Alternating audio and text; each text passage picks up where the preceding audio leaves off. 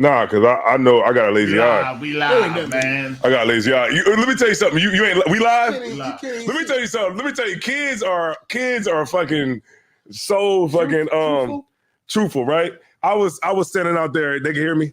Yeah. I was standing out there. I was standing out there on the thing, and Captain Car's rib come down. And Captain Car's son comes down. So I'm talking to Captain Car Rib. I'm like, hey, what's going on, sis? His son comes down and says, what's wrong with your eye? I said, if you don't get out of here. Kids, man, goddamn. Kids is crazy. Yeah, he is, man. They ain't picked up the... he was looking at me. Social cues yet. Yeah, they haven't picked up the social cues. He said, what's wrong with your eye? my son used to be horrible with that, man. I used to hate taking them. If anybody had a defect, you know what I mean, with them, it was like, oh shit. And it was always with the mouth. You know what I mean? Somebody always had some like real jacked up teeth or something. Right. And we wanting to smile at him. Mm-hmm. And he'll be like, ew, what's up with your mouth? Mm-hmm. I mean, you all gums. And he was like, damn. Yeah, kids are brutally honest. Kids are definitely brutally honest. But check this out, man. This is the Passover. You know what I'm saying? This is the Passover 2024, man. The 55th annual Passover post show. You know what I'm saying? With myself, Captain Isaiah One. Isaiah War. It's Captain Ariel. And we are Rudeness Speech, man. And we're going to give you all the rudeness from Passover, the Black Party.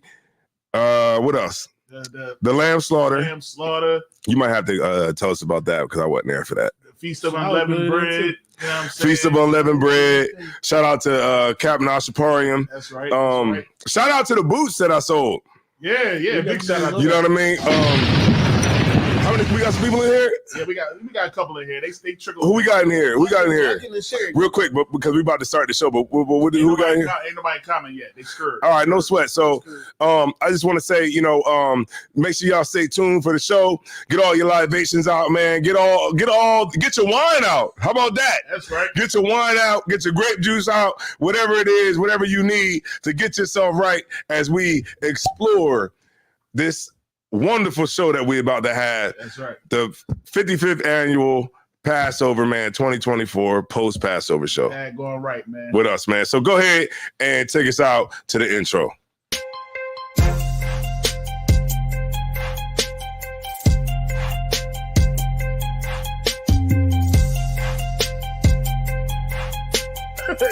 Shivers too. A lot of shivers. Yeah. We haven't men. Yep. But the vast majority of men can't stomach it. It's a special type of weirdo. That can, but most men can't. And it's always crazy to me that men don't want to take whore seriously or really commit to a whore, but they still have sex with them. So I took some towels and I started wrapping the towels around my knuckles. Oh shit! And I started beating them up. He was like,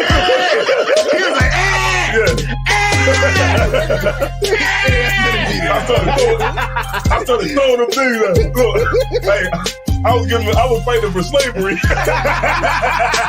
should go talk to him because talking to me, I'm gonna go tell him. right. Bitch, I never liked you anyway. I ain't like your ass no way. Take your ass home. I ain't never liked you in the first place. I've been waiting for this. Go ahead, say more. Tell me. I've been telling him you was a piece of shit. Let me tell you what this chick said. I told you about this bitch, Ariel.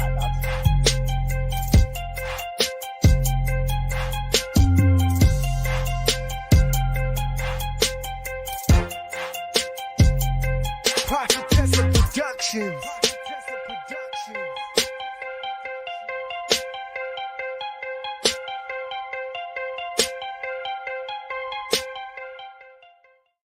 All right.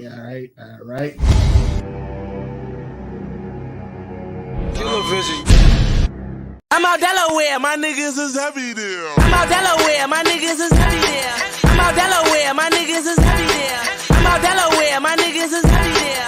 I'm out Delaware, my niggas is heavy there. I'm out Delaware, my niggas is heavy there. I'm out Delaware, my niggas is heavy there. I'm out Delaware, my niggas is heavy there. Talking they looking for me, them pussies they never there. We got the jizzle in the building, shooters in the background. Let a nigga step, Mossberg sitting back down. Once they do the book, fuck niggas, yeah, I'm back now. car, bunch of funny niggas fat now. Dope game silly, all these plugs earn the rats now. Free shit's litty, all these frauds want rap now. 20 throwers dukes up, trying me to death. Put the G's in your swag, made it cool to wreck the set. All my niggas heavy head, play for heavy metal gear. Chest shot it, burn his body like Patron the Belvedere. Talk about it in they rap, but these pussies never there. Real recognize real, I look familiar everywhere. That's why they see me on the TV, banging on my CD. Getting to that money like I'm bagging up some OZ. Scratching and surviving, now I'm stacking and supplying. Boys going through the city and these haters can't deny it. I'm out Delaware, my niggas is heavy there. I'm out Delaware, my niggas is heavy there. I'm out Delaware, my niggas is heavy there. I'm out Delaware, my niggas is heavy there. I'm out Delaware, my niggas is heavy there. I'm out Delaware, my niggas is heavy there. I'm out Delaware, my niggas is heavy there. Talking they looking for me, them pussies they never there. It's still boss where I come from. Frauds where you be at. I'm on Delaware where pussies don't really be at. I rack the bag that the place is OT at. Lift them forklift, them killers don't need ski masks. Shout the dumb city where Boob and KB at. 20 money baby, the dub is where they re at. Project money, the bucket, the 2-6. Bring the shouts to KG, plus grams and Larry Lips. Couple shooters out 40, go to war for me. Yellow with the purple, throw it back, grab Ori. Most of the monster, 2-knife Esco. Giving out funk work, crab claw, let's go. We round like the West Coast, talking ain't the topic. Shooting like pool, 8-ball, corner pocket. Airplane mode on you niggas, I'm the pilot. I-95, 302, we get it poppin'. I'm out Delaware, my niggas is heavy there. I'm out Delaware, my niggas is heavy there. I'm out Delaware, my niggas is heavy there. I'm out Delaware, my niggas is heavy there. I'm out Delaware, my niggas is heavy there. I'm out Delaware, my niggas is heavy there. I'm out Delaware, my niggas is heavy there. Talking they looking for me, them pussies they never there. I got some niggas in the box with the ox walking the rec yard. Doused to be near while they move on my baby Randolph. Certified goons all down for some shooting. Bill for John J, them crackers uptown roofed them. Can't forget Flies, Larry Lips, and G-Wise. Breeze what it is, all the ox and they salam. Northern been the same since Ant got all the time. Damn, JJ, you was triple, what you doing? The pig told him Damo, Bam got an elbow. Jerry took a peep for the 7, but got railroad. The feds grabbed repo, now I've kept the G-Do. Leak was getting money, but the Jacks miss Rico. Bert, that's my people, live by the G-code. Groove got 8, but they rock KG though. Box can't come home, Shan on death row. Moose shook the feds, but PA wouldn't let go. I'm out Delaware, my niggas is heavy there. I'm out Delaware, my niggas is heavy there. I'm out Delaware, my niggas is heavy there. I'm out Delaware, my niggas is heavy there. I'm out Delaware, my niggas is heavy there. I'm out Delaware, my niggas is heavy there. I'm out Delaware, my niggas is heavy there. Talking they looking for me, them pussies they never there.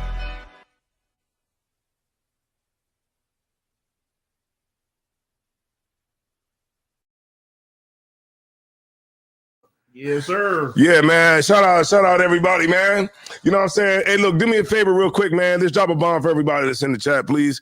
But also, could you, part of this bomb is that, you're going to help us out by getting this show out because we want everybody to be able to take part in this Passover post show. That's right. Post-Passover show. Post Passover show. So how's everything going, Captain Oriel, man? Ain't no thing, man. I seen you was out there with the brown leather coat looking like a native Indian. I'm about to fucking hop on a horse and ride off in the sunset. Nah, you know what? That jacket actually came out really good. That shit was hard, yeah. Yeah, I was like, this jacket is really fucking nice. You said you did that shit? No. I bought it. Hell no. I'm about to say. God damn. Well, look, make me one too, man. What the hell? Yeah. Like that, I'd be making it a killing. Yeah, we got Isaiah Warren here, man. Big up yourself, man. Put the camera on yourself, man. Let them know what's up. What's good? You in the building? Yeah, so how was your week this week, man? You know what I'm saying? It's a real rough week getting back from the Passover. What's up? Yeah. It was rough coming back because I didn't want to come back. Mm-hmm. You know what I mean? I wish I could have stayed out there forever, man. Right. Like it was an amazing time hanging out with the Akim, you know what I mean? Aqua Akim and everybody that was there. Being at Yatazar's room after like 2 a.m. Wait a minute, we was at a party, like we was in a okay. What happened? It went out? You turn everything off? Damn, man, you on some Urkel shit.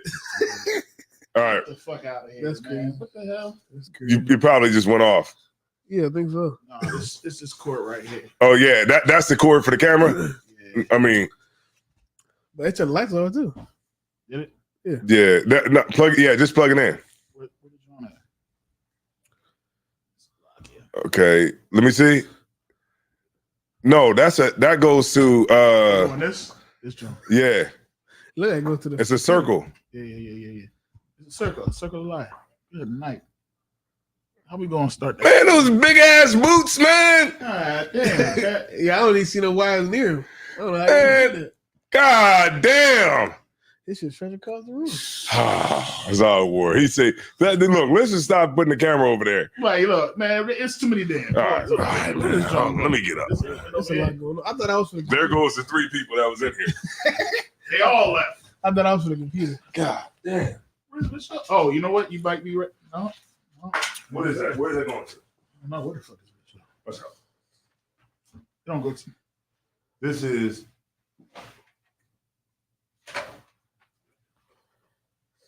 So like, I know what it's going to. It's going to. The joint. Yeah. Hold up. This is what is this? You back up, son. Yeah, come on. What you got right here? That's to the headpiece. What the hell is this? Yeah, deny it. Give him Yeah, we still in here, man. Damn! Everybody left. Everybody come back. No, it don't go in here. That's done. It goes in here. It's right here. Nice.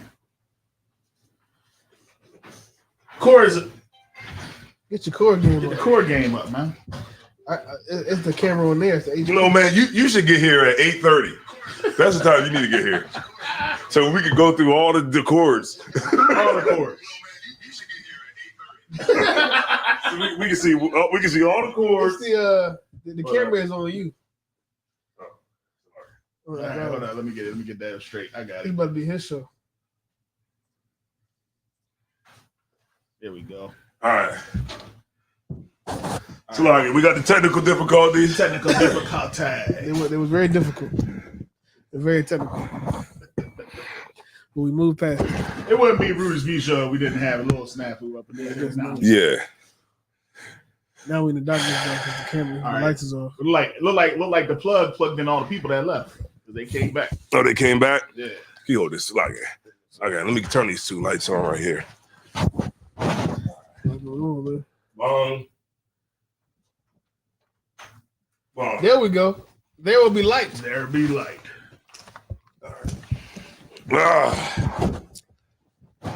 The water.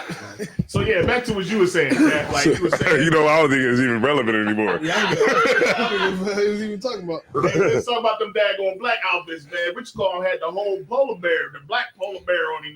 Who, me? Yeah, he was killing him. Yeah, because it was hot in there though. It was hot as hell. So I just literally just wore it just to let everybody know I had it on for the video. I mean, for not the video, but the let everybody know I had it on for the event, and then I was at Right. yeah. I had leather on. Oh yeah. And I was sweating like I hell. did too. I was like I had like a goddamn Good sweatsuit, like not a sweatsuit, but like I had a fucking trash bag on me. That it was hot in there until they opened up the doors. At the end. Yeah, then it was a lot. It was a lot better. Like, I ain't even get drunk because I was sweating all the liquor out. Yeah. Real shit. As soon as you Yeah. drink it just pour right out of your pores and shit. I got drunk just enough just to feel a little loose. Mhm. After that, it was just Mhm. out my pores. Let's see how our sound coming through good. Yeah, Y'all let us know, man. Put a 1 in the chat, man, if the sound is coming through good. They'll let us know. They were like, "Ain't no goddamn no sound. Get that sound." Yeah. We got Karab up in here from checking in. He said, y'all gotta have me on the show. You heard me? You heard me? Yeah, it looked like it got me like kind of. It looked like it got me kind of cut off a little bit. It seemed like the camera got to come over just a little. It looked like it got me cut off. Wait, let me move slow. All right, look like it got me cut off a little bit. And then, or maybe I could move over a little bit towards Cat, No, you need to center it anyway. as you can see. All right, yeah. So I think we good there. I think, yeah, there we go. We good. Yeah, we good. We good. Yeah, there we go.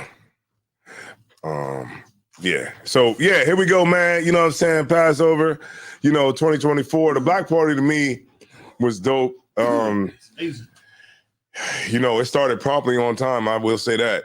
And we were well prepared. I want to give a shout out to everybody who was on the drink department because we was able to get everybody out of there in a timely manner, a good fashion. Brothers was coming through. The first brother came through, and brothers, first brother came through. He was like, "Can I get a Hennessy? The water. Shalom, sir. Shalom. Can I get a Hennessy?" I was like, "Okay, no sweat." Gave the brother a Hennessy. About maybe 15, 20 minutes later, he come back. He's like, "Sir, can I get another Hennessy?" Gave him another Hennessy. He come back probably like 20 minutes later. He like, "Can I get what's left? Let me get a tequila." So I gave the brother a tequila. And then, he came back again. It's like, "Hey, can I get a beer?" But then that fifth time, he was like, "Tebow! Tebow! Hey, those skits y'all be doing is funny as shit." You wouldn't say that the first time. He had to build up his courage. I was like, yeah. He was like, "Yo, man, I mean, you don't even understand, sir. Like, it was like, Tebow!" Yeah. Get some liquid courage in him. Yeah. So, it was dope. Everybody handled themselves well. We didn't give, General Hodge anything to be, worried about. Right. The punish us about. Right. Yeah, when it comes to, brothers handling their liquor, everybody handled their liquor. Damn right. In a great fashion, man. It was dope. Shout out to China Monet, man. She came and she did a great performance. Yeah, and I think it's dope, man. And I say, to hell with anybody who got anything bad to say about it, man, because the Black Party was official, man, and it's yeah, and it was absolutely in the right spirit, man. Because right. you got a sister that's in the world that's rapping about something that's positive, right? You know what I'm saying? That's cutting through, and that went viral. Yeah. For cutting through all of the bullshit nonsense that we're used to hearing. Right. You know what I'm saying? And we got a sister, like the two songs she did was Shut Up and Listen. Shut Up and Listen. Shut Up and Listen. Shut Up and Listen. Yeah. Play your position. Right. Shut up and listen. That's crazy. Yeah. Another song about being submissive and cooking and cleaning and fucking and shutting up. Exactly. Okay, we got Matazza Paul on the line, man, from the medic department. How was everything at the Passover? Man, everything was wild, man. You on live? Oh man, everything was wild. Everything was so wild. Hey, what you was just calling me just to holler or get on the show? Yeah, no, I actually had a question for you. Oh, you watching on live? No, I'm on my way to work. I'm at man, getting the coffee. Okay, no sweat. Hold on 1 second. Let me go off. Okay, all right, go ahead. So Azawa, why do you think? Yeah. From your summation, we was talking about this earlier, but I'm trying to see somebody else's viewpoint.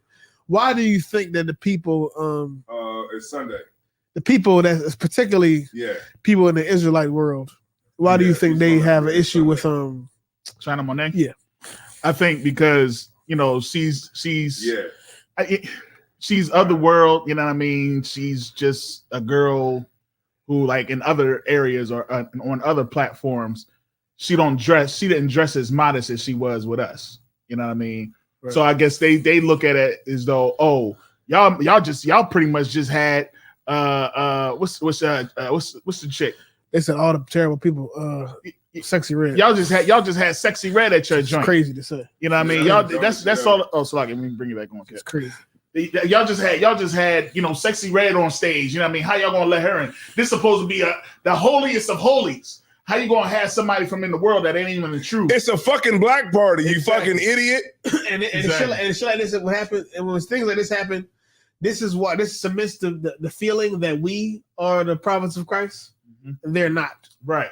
Because they said the same exact thing to Christ when he spent time with sinners. Right. Mm-hmm. Christ was around sinners. Right. And when he did it, the Sadducees and Pharisees looked at him like he was evil. Right? He was wrong because he was around people who were evil, who were wrong. Right, exactly. But when it comes down to it, okay, if my whole goal is to get people that's in the world to change, on some level, I have to interact with people that's in the world. Right. People that don't know anything about being an Israelite, nothing about the law. Right. I have to interact with them to on some degree. Right. And it's like it's just ridiculous to say that just because this sister is a sinner, is somebody who's not in the truth, right? Hasn't got it all figured out. The fact that I just give her a chance because she did one good thing or two good things by making these songs. Now I'm evil because she's not, right. She's not officially in the school. She's not Ruth. Right. She's not Ruth. Right. So because she ain't all the way straight and she's not all the way right in her lifestyle. I should just never associate with her. Right. So I guess every time these niggas go to the doctor, they say, "Hey, doctor, you be smoking weed, doctor?" Yeah. Right. Every time they go to the mechanic, they be like, "Hey, you eat pork, mechanic? What's the mechanic, man?" No, they don't do it. Because they know to live life, you gotta interact with people that don't have the same viewpoint as you, aren't in the truth, are sinners. Right. And brother says that's true. Brother said something real heavy. Sharash Kabar. He said, "When I was in prison, they visited me not." And then like that speaks to these are the type of people that's going to say something about somebody that's in the world. You're not going to invite them in. You're not going to give them a chance to change themselves. Meanwhile, what work are you doing to bring people in? You know what I mean? Are you're not going into the prisons? You're not going into the neighborhoods. You know what I mean? You're not chilling with like you said. Christ did it. He was like, all right. I'm gonna go ahead and bless this water for y'all. You know what I'm saying? And then I'm sorry, Salaki. No, what you bring out is heavy is you made me think about this point is like, the sister did 2 songs that was in line with what we teach. It was about being submissive to your man. Both of the songs was about a sister shutting her big mouth. Why? Because women in the world have big mouths. Talk too much. They talk too damn much. And it was talking about being submissive because women in the world ain't submissive. They're men. You know what I'm saying? Like it's a culture of men, women who want to be equal to men. Right. And so it was about a sister rapping a song about being submissive. And she said submissive. She said submissive women in demand too. Like, because the reason she had to say that was because we know what's in demand. Hoes is in demand. Hoes is in demand. Loud hoes. Right. But what she's saying is that, submissive women are in demand too. Right. You know what I'm saying? So don't forget about us. We out here too. Right. Because I cook, I clean, and I shut up. Right. Right. So I think the song was totally in line with what we teach, and that's why she was there at the black party. Damn and right. She could have came out there with anything on, but she came out there dressed for that black party out of respect for what we stand on. And that's that's heavy that you said it, because I was going to bring that up too. Because like I said, people will look at her page and stuff like that, and they'll see that she's been in places that we wouldn't commune. You know what I'm saying? Right. She dressed in ways that we wouldn't, and she dressed in ways that none of our women wouldn't. But you know what? She came up in there in that long black dress, right? And she was covered up neck to foot. Mm-hmm. You know what I'm neck to foot. No, he's ain't neck to foot. Only skin I saw was head and hands. With hands, head and hands. That's it. You know what I mean? And she looked glorious. You know what I'm saying? And a lot of our sisters that was there looked glorious. And you kind of wonder if people was there. It was like, I wonder how she gonna come. She gonna come with her belly button showing, and she gonna come with I don't keep the buck with you. That was everybody's worry. Yeah. You know what I mean? How's she gonna dress? Because people be like, oh, she came out here with that. Well, I guess it's okay for me to have my titties out. That ain't how it came. We accept it. They know exactly. And I don't think she even had to be told.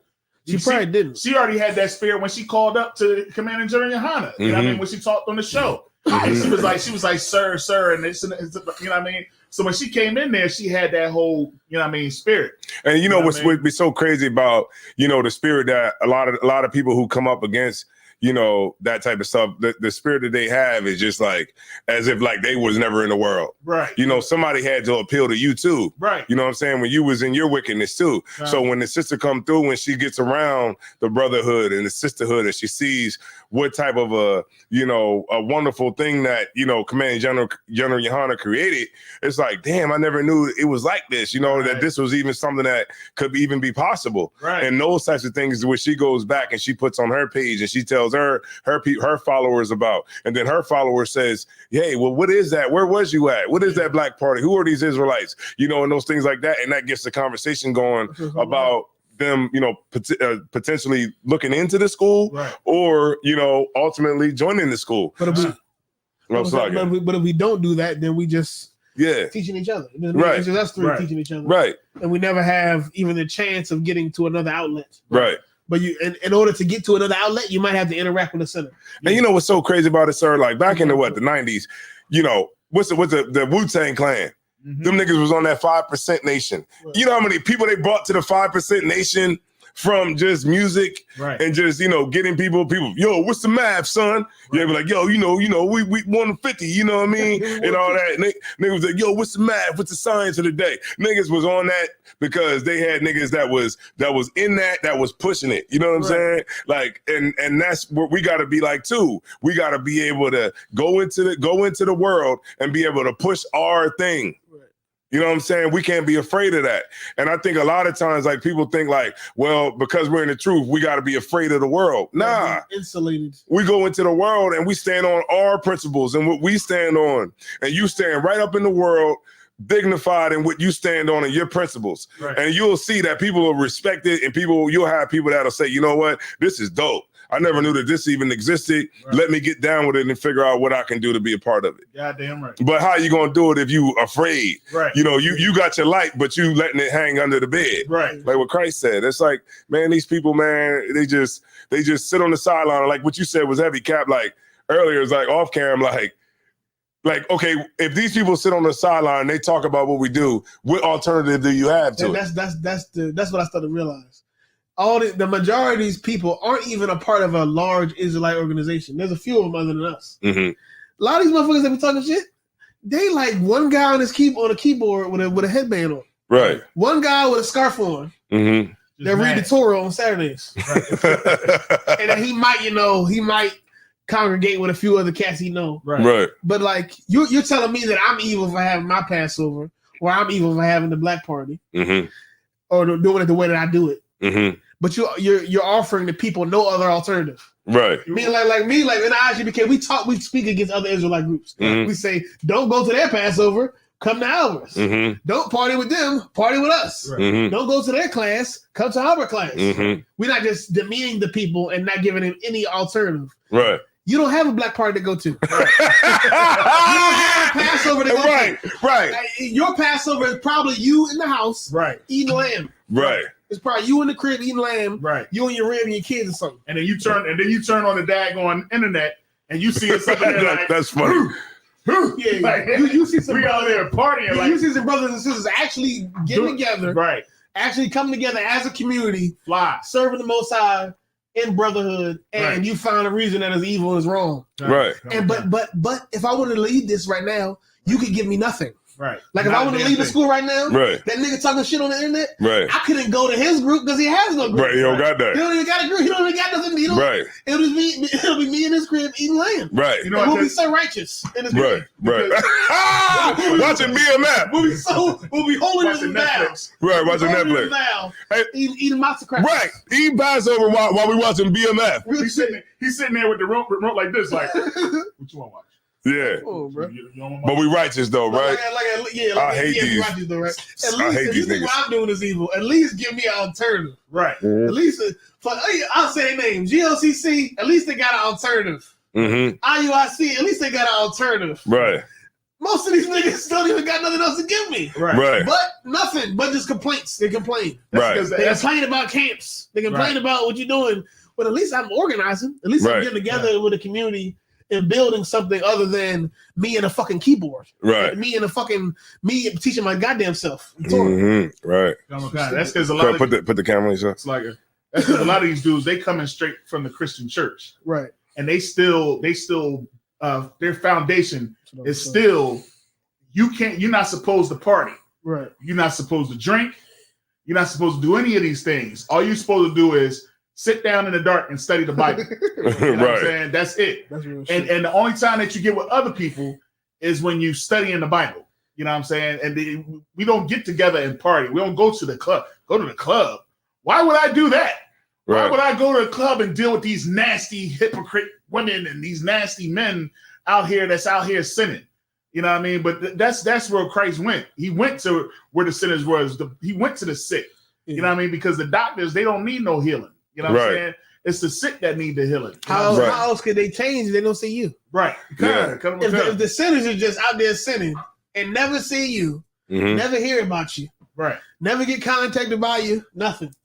How would they ever change? Right, because really a China needs somebody to say, "Hey, you want to come to our party?" Song? Yeah. So that maybe she'll see this very individual, but maybe one day she'll come to the party and see, "Oh, this is a whole nother thing, a whole nother community, a whole nother way of life that's righteous, that's together."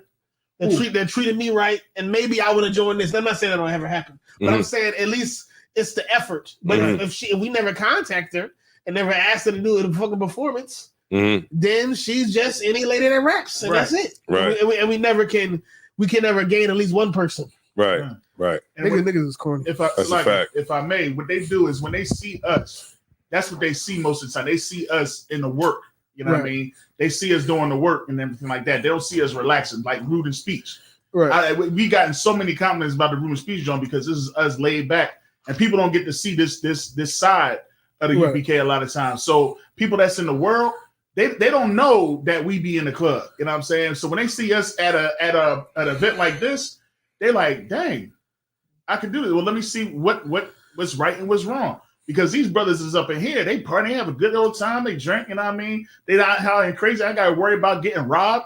Right. You know what I'm saying? I gotta worry about somebody looking at my man or looking at my woman, you know what I mean? Whatever have you, you know what I'm saying? So it's just like, or most of the times I ain't got to worry about nobody stealing my woman. Because it be some women and we can't look. Because we're in the right roses. Right. Yeah. And at the end of the day, man, you know what I'm saying? Like, I realize, man, if you ain't popping, you know what I'm saying, you ain't gonna have no haters. But if you are popping, you definitely gonna have haters. But the reality of it is no matter what a hater come at us with, no matter what they could say or whatever, we still growing, we still moving forward. You know what I'm saying? We still ain't gonna stop. And each year our Passovers get bigger and bigger. Right. You know what I mean? Damn right. So it's nothing you could do because we're on a trajectory that the Lord set in place. So it's nothing that nobody could do about it. Right. All I could do is just keep standing strong, not dropping my sword, you know what I'm saying? And just keep moving forward and trying to wake these brothers up, because what I do know is that not only are we at, having a black party where we having a good time and we relaxing and we chilling, you know what I'm saying? We still going to, food programs. We still going. Right. We even had a march in the projects, right? In the projects. A food drive in the projects. Like, that's crazy. To the brothers that was able to make that. Closing drive. We still working, we still doing it. It's just like, I realize at this point is like, we're in the truth. Really in the truth. And when you're in the truth, you're with your brothers and your sisters through every single facet of life. Right. You get my point? Like, we're together when we working, we're slaving. We're together when we communing and we having high holy days. We're together when we at a party. We're together when we, you know what I'm saying? When we at the high holy days. We're together when we at the store. We're together when we at the hotels chilling in the lobby. Right. We're together all the time because that's how family rolls. Damn right. You know what I'm saying? Like, and I don't think that somebody that's not in the truth, somebody that's not in the truth can't understand that. Right? Because they just don't have that same level of brotherhood and sisterhood. Right. A real brotherhood, a real sisterhood rolls together no matter what we're doing. Damn right. Because we prefer each other over everybody else. Damn right. And look, if it has to be anybody else or my brothers and sisters in the truth, then I'd rather it be my brothers and sisters in the truth. Damn right. Right? Because that's what Commandant General Yohana put down for us, man. The foundation of the school is brotherhood and sisterhood. So fuck everybody else. That's just really how it goes. Right. You know what I'm saying? It don't have to be that way. We would rather you come. I was gonna say we would rather you come out and have a good goddamn time and stop running your damn mouth. Stop running your damn mouth. Then you'll be good to go. And you could, probably, if you're a brother, maybe you could get a woman. I don't know. You probably sitting home talking about us, but you just jacking off all day off the porn. And you're right up against that keyboard. So maybe this will work. Hey, so let's not be holier than thou. Right. Yeah, that's definitely what y'all niggas is. Yeah, so cut it out, man. And the Christian thing is literally what it is, as I always say.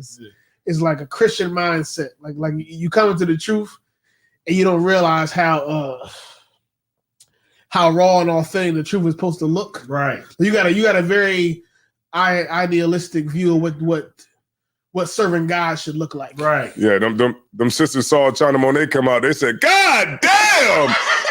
I don't like that shit. Give me a banana. Give me a banana. Give me a banana. I don't like that shit. I don't like that shit. I'm gonna drop down with them niggas.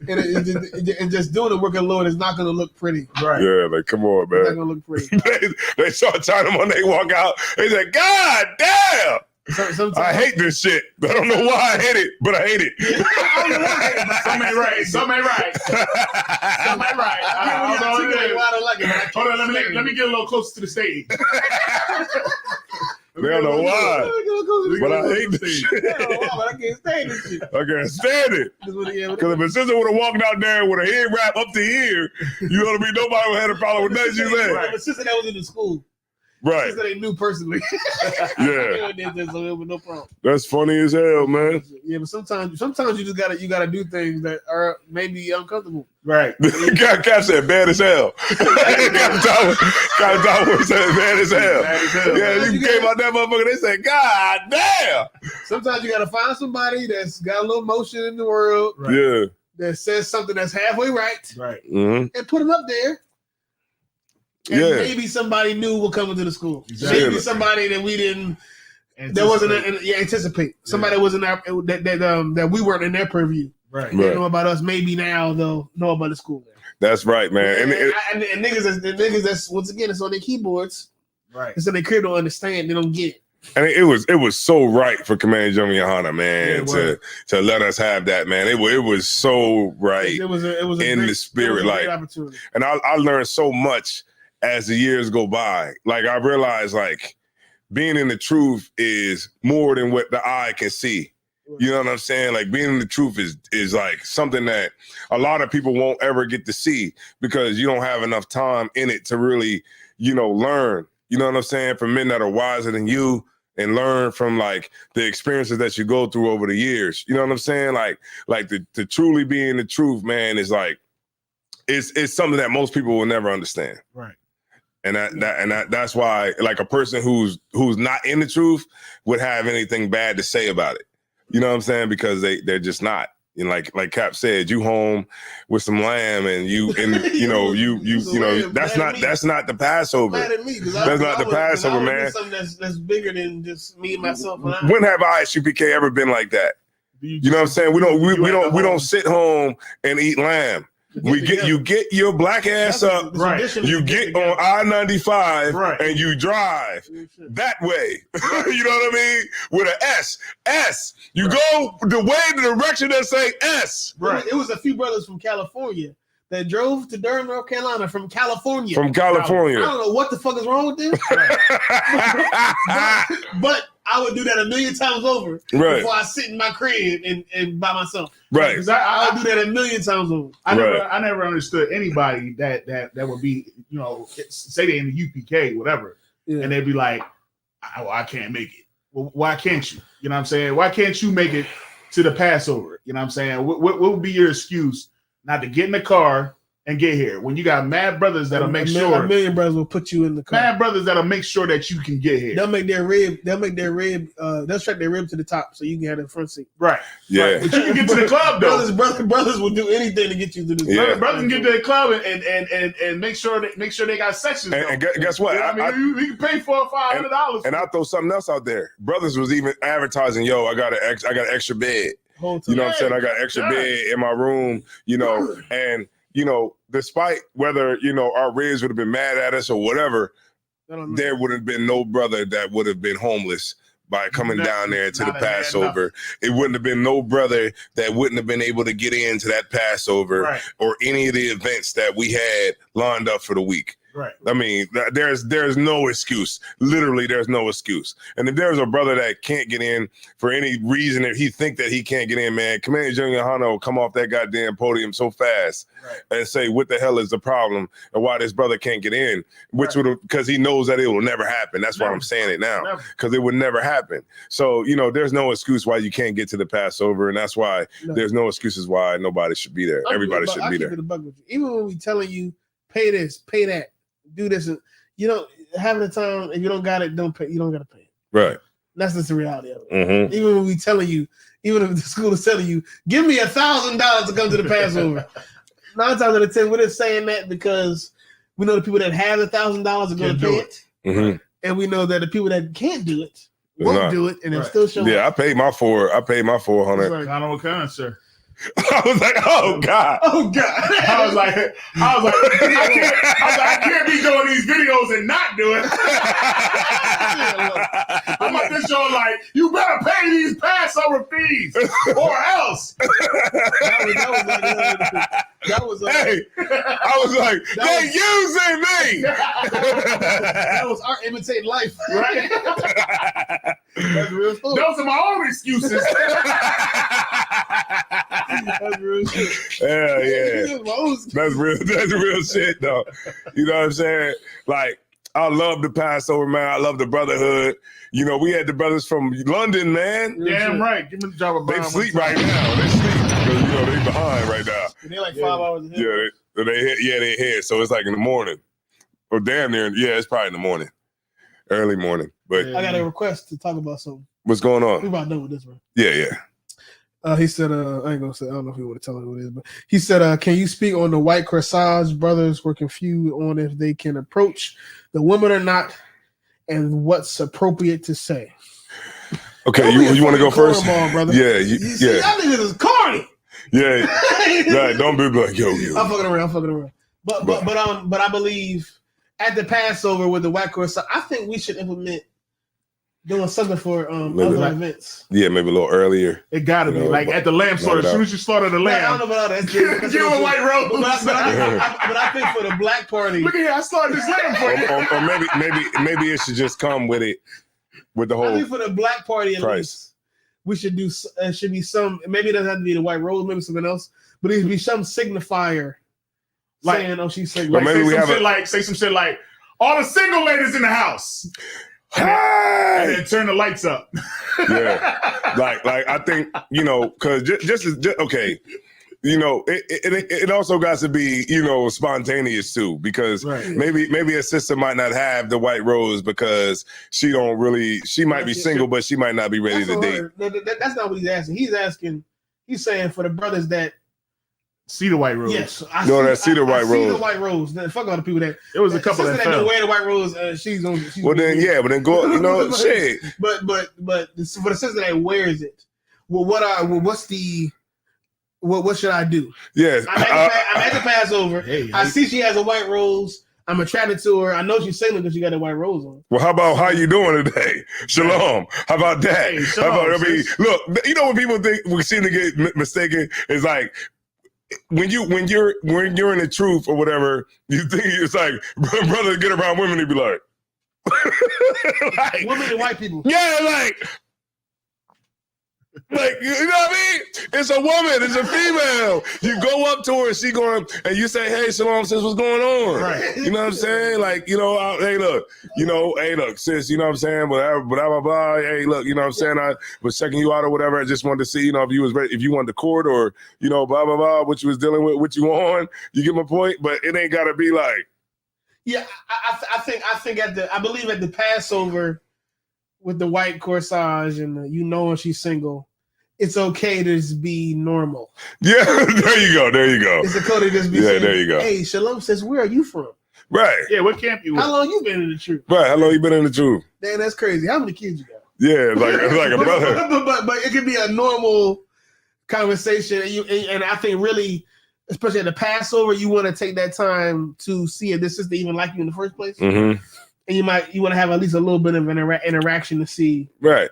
And it's be normal. Right. She might, because she might not dig you. Just because she got a white rose on don't mean that she don't. She like you. It'd be pointless to go take your time take the time out your day to go ask a camp leader. Yeah. You can just either ask her up front, or you can just, me personally, I probably wouldn't ask to be that upfront about it, but I probably would just talk to her to see if I'm getting any motion. And then after that, I'll go. Yeah, I mean, because look, I'm forward. I be like this. Hey, sis, you want to court? She be like, yes. I be like, yes, what? She be like, yes, sir. What you want to do? Go get your Cam Newton right now. Go get him. Guess what? Cut him with card, sir. Cut him with card, what? Cut him with card, sir. All right, go ahead. All right. Well, all right. Well, all right. Well, all right. Nah, don't do that. Don't do that. Don't do that. Don't do that. I don't think it's really that deep. Just know that if you had to Passover, you see the white croissant. This is really your one time. Right. That's kind of acceptable for you. That thing gonna be red in 2 hours. It's probably one time for it to be acceptable for you to have a conversation with a sister that's single in the school. Let's talk to her, see where she's from, what type of time she on. You could just straight up ask her, hey, if I asked her, shout out to Captain would you accept it? How you feel about that? And she'll answer the question. She can be like, hell no, or she can be like, oh, maybe. And then you go. I mean, it's the same as it's go ahead. So I get for me. No, you're right. It's the same as talking to any, like just talk. Yeah. There's nothing wrong with just going up to somebody, like you said, just saying, hey, shalom, sis. You know what I mean? You know, how you doing? What school you from? All right, no sweat. Right. Well, my name is blah, blah, blah, blah, blah. I'm a Capricorn, you know what I'm saying? Yeah. Hey, drop a bomb for Captain Yatazak, who's in the chat right now, please. Yeah, but yeah, like I think the main issue is that brothers know that white croissant means she's single. Right. But I don't know if brothers are ready to. I don't think she's gonna want you. No. It's not brothers don't understand that they can do anything with that. Right. Meaning, other than, she has a white croissant, so I'm gonna go figure out who her camp is. Yeah, you can go talk to her. But yeah, you can go talk to her. That's what it comes down to. Like, how long you had to pass over, you see the white croissant, you can go over there and say something. Yeah. And then from that conversation, you'll probably you'll surmise whether or not you should take the next step of I'm Captain so and so, Officer so and so, assisting your camp. I like her. Could I quote her? Right. Go over to her, man. Be like, yo, sis, you want something to drink? She be like, yeah. You got a cup? Be like, all right, where your cup at? She be like. Cat, she be like,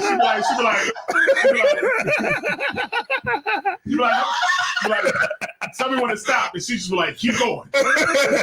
Keep going.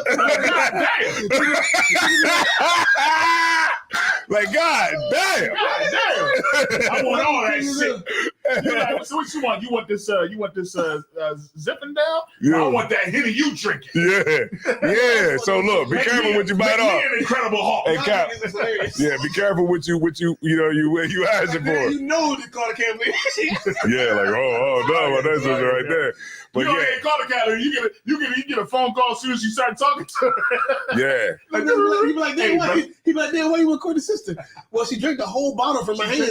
Yeah, and you know what's so great about this shit. You know what's so great about the white roses? Yeah. The red ones. Yeah. Because the red, like them sisters with the red ones, they be like, look, fuck all that shit. Niggas ain't gonna be fucking calling at me. You know what I'm saying?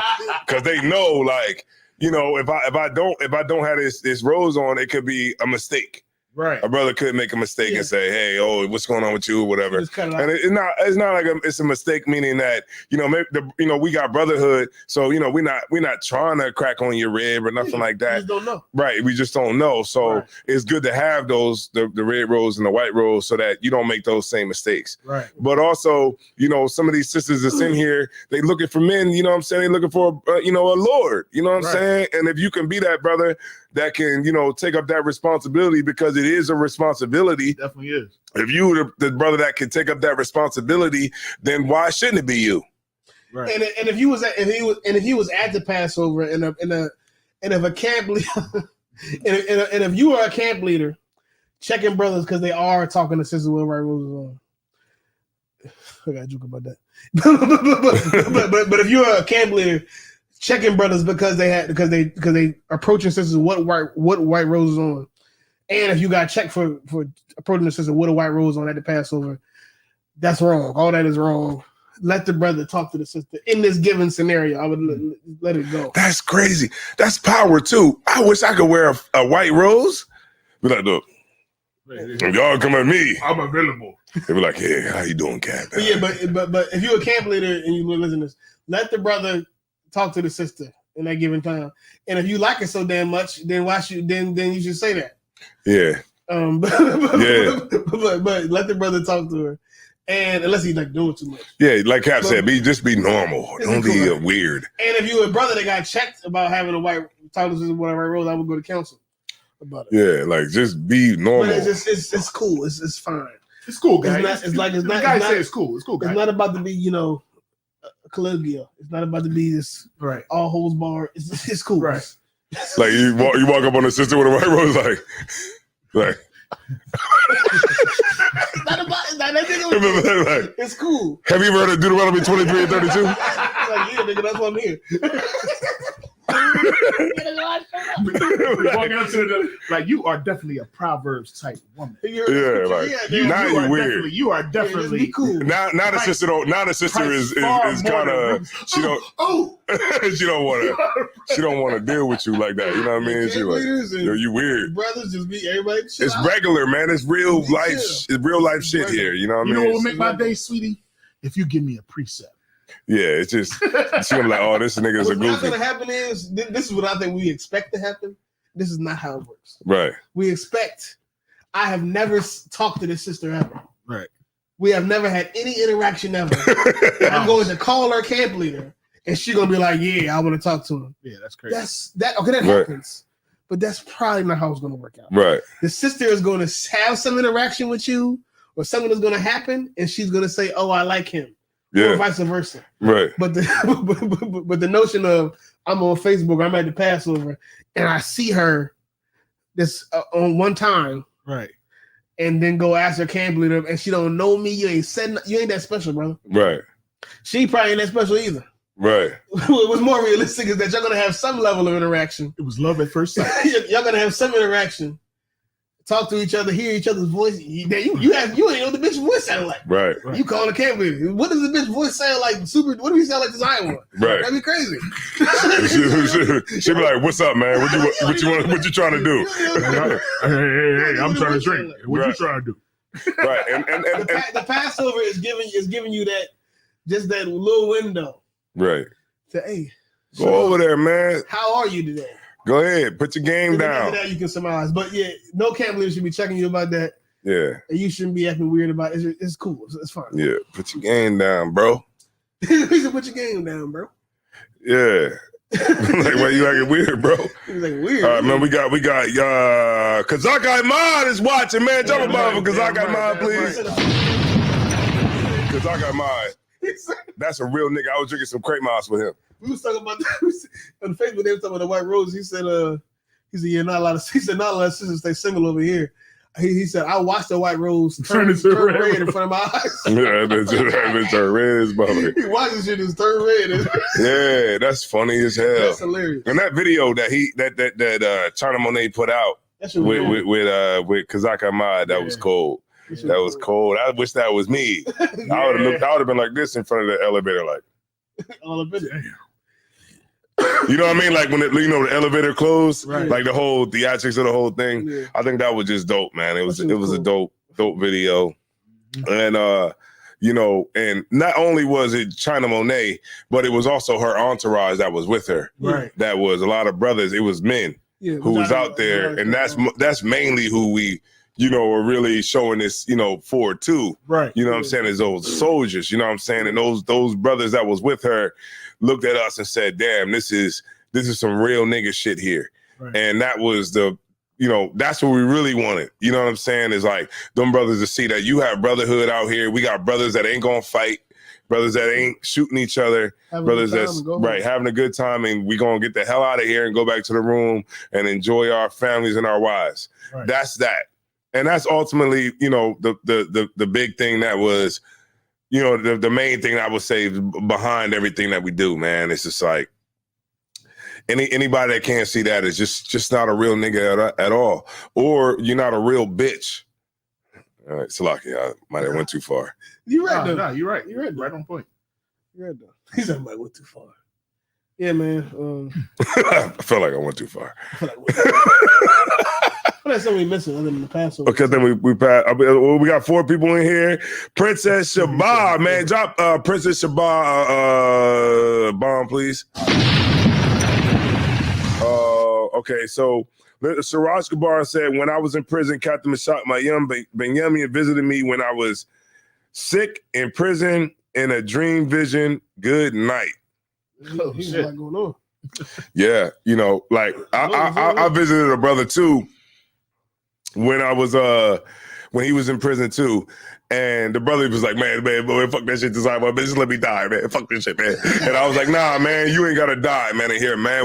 I'm gonna come here and see you. Like, man, fuck that shit, man. Just let me die, man. Just let me die. I was like, look, man, it's cool, man. You're gonna be out, man. He's like, man, fuck that shit, man. Just let me max out. And I'm like, man, get out on parole and get yourself together, man. Right. The brother's out on parole right now. The brother had a kid. You know, he got it with a woman. Yeah, Javier got a kid. He got out with a woman. He living a good life at this point, you know, with his wife, and he good. And I look back on those times and I say, remember this and remember that. And he says, damn, you know, you was right. You know, and you know that's another thing too. You know that's good with Captain Mashak did by coming and seeing the brother, because at the end of the day, man, that's what real niggas do. Right. You know what I'm saying? That's what real niggas do. And you know what I mean? Real niggas do real things, man. Damn right. They ain't really shit. What we got? What else we got? Anything comments in there? All right. Nah. Mostly laughing emojis up in there. I will say this, man. You know, the Feast of Unleavened Bread was dope. You see how much lamb we got at the Feast of Unleavened Bread? Goodness. I was like, God damn. Yo, that plate. Is there any more that I can get? Listen. And let me tell you something about Nakamaya. He tried to save the gravy. Yeah, he think I didn't forget. He thought I forgot. Nigga, you tried to save the gravy. He had the gravy in a pot that said, big old pot. Yeah, and they said, don't touch this gravy. You know what I'm saying? You remember that? Don't touch that. Remember when they came back there? They was pouring that shit out like crazy at the end of the night. We gotta get rid of this gravy, everybody.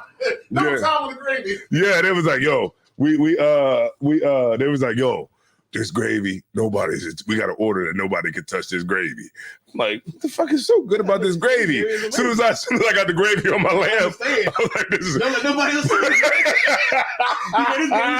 Don't let nobody else touch this gravy. That gravy was crazy. That's a whole Passover right there. I think that rhyme. Gravy was crazy. That gravy was so good. That set it off, man. Like, you can't even reproduce it. That's like eating a hoagie without no mayo in them. Yeah. I had so much lamb that I couldn't eat it all. Yeah, it was crazy. Like Come on, y'all, you put your foot in that shit. Yeah, the day of Passover, I had a nice. What the shit ain't trying to move? I had a nice size piece during the Passover, and I was like, I want more. And they was like acting like it was like, no, you know what I mean? You can't come up with to save it from you know what I mean? Say, man, when we was leaving the next day, Cat came in the show and was like, oh. Yeah. And he was like, you need to go get a plate right now. As I will. I got a line. They was like, yeah, we giving out good portions now, man. They put so much lamb on my plate. I think they should switch it. Yeah. You know what I mean? Yeah. I'd have took the Passover plate for the Feast of Unleavened plate. Yeah. You know what I mean? Meaning the Passover plate be heavy. Yeah. And the Feast of Unleavened Bread. Be light. And then that way I can go home with something. Passover night, I go home with something. We go back to the hotel and I get it on in the lobby. Right. We'll be like, look, get out of here. Right. Because my dad going styrofoam and make it on my ride home. And I spilled lamb grease all over the dad. Hey, look, I want to give a shout out to Shapat, man. Officer Shapat out of Houston, man. His garment was crazy. Yeah, it was, man. And let me say something else. Let me give a shout out to Taza Doc, man. Taza Doc out of Mississippi. Did you see that garment that brother had on, Taza Doc? That was the garment from last year. Huh? You talking about the red one?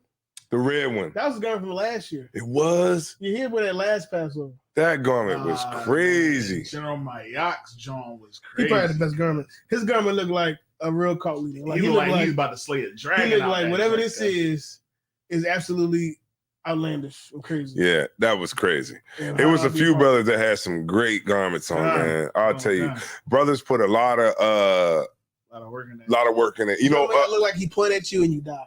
Yeah, I mean, I since I work all the time at the Passover, it's like the real intricate ones, like the real ones that really take a lot of work.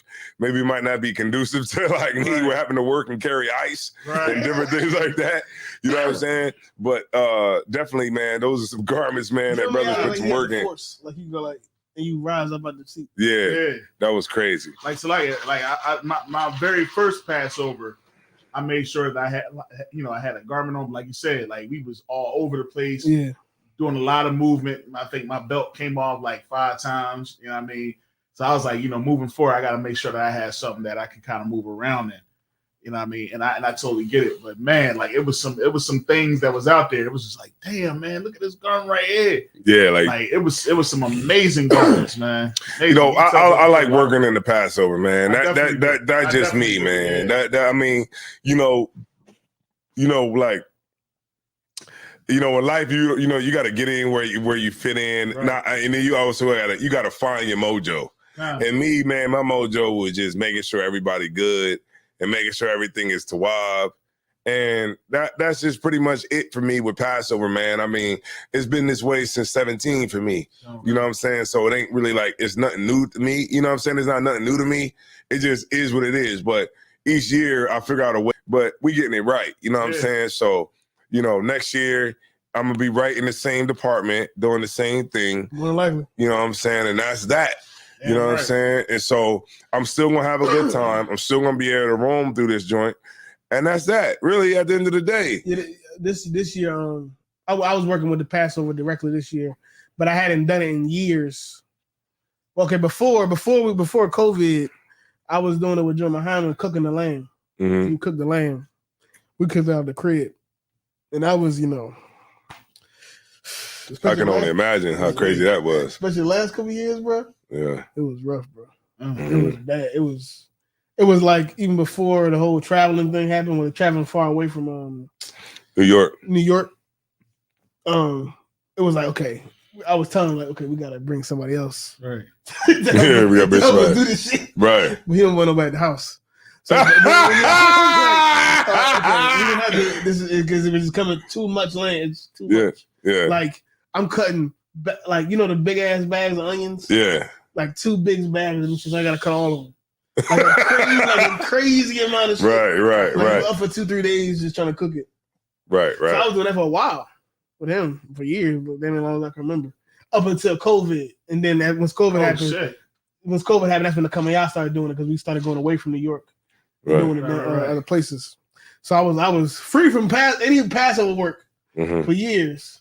But then this year I got back on it, and I realized this year I realized why I wanted to do it again. Mm-hmm. Do some passing because it's like it's so much work that goes into on the front end. So much preparation and things you got to do, and it's just beautiful to see it come to fruition. It's beautiful to work for months and weeks and days and stay up and lose sleep.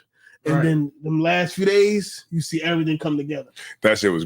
I was on that bus. I was on that bus drinking. Yeah, that's what I was doing on that bus, getting drunk. That was genius. That was genius, sir. Like, cause we was about to drive all the way down. It's me and you, Cat, and then Captain Zion. I mean, it's like Captain Tower and Cat Ari. I was like, man, y'all might as well go on the bus. Y'all can drink the whole time. It's only gonna be y'all on there. I saw you was.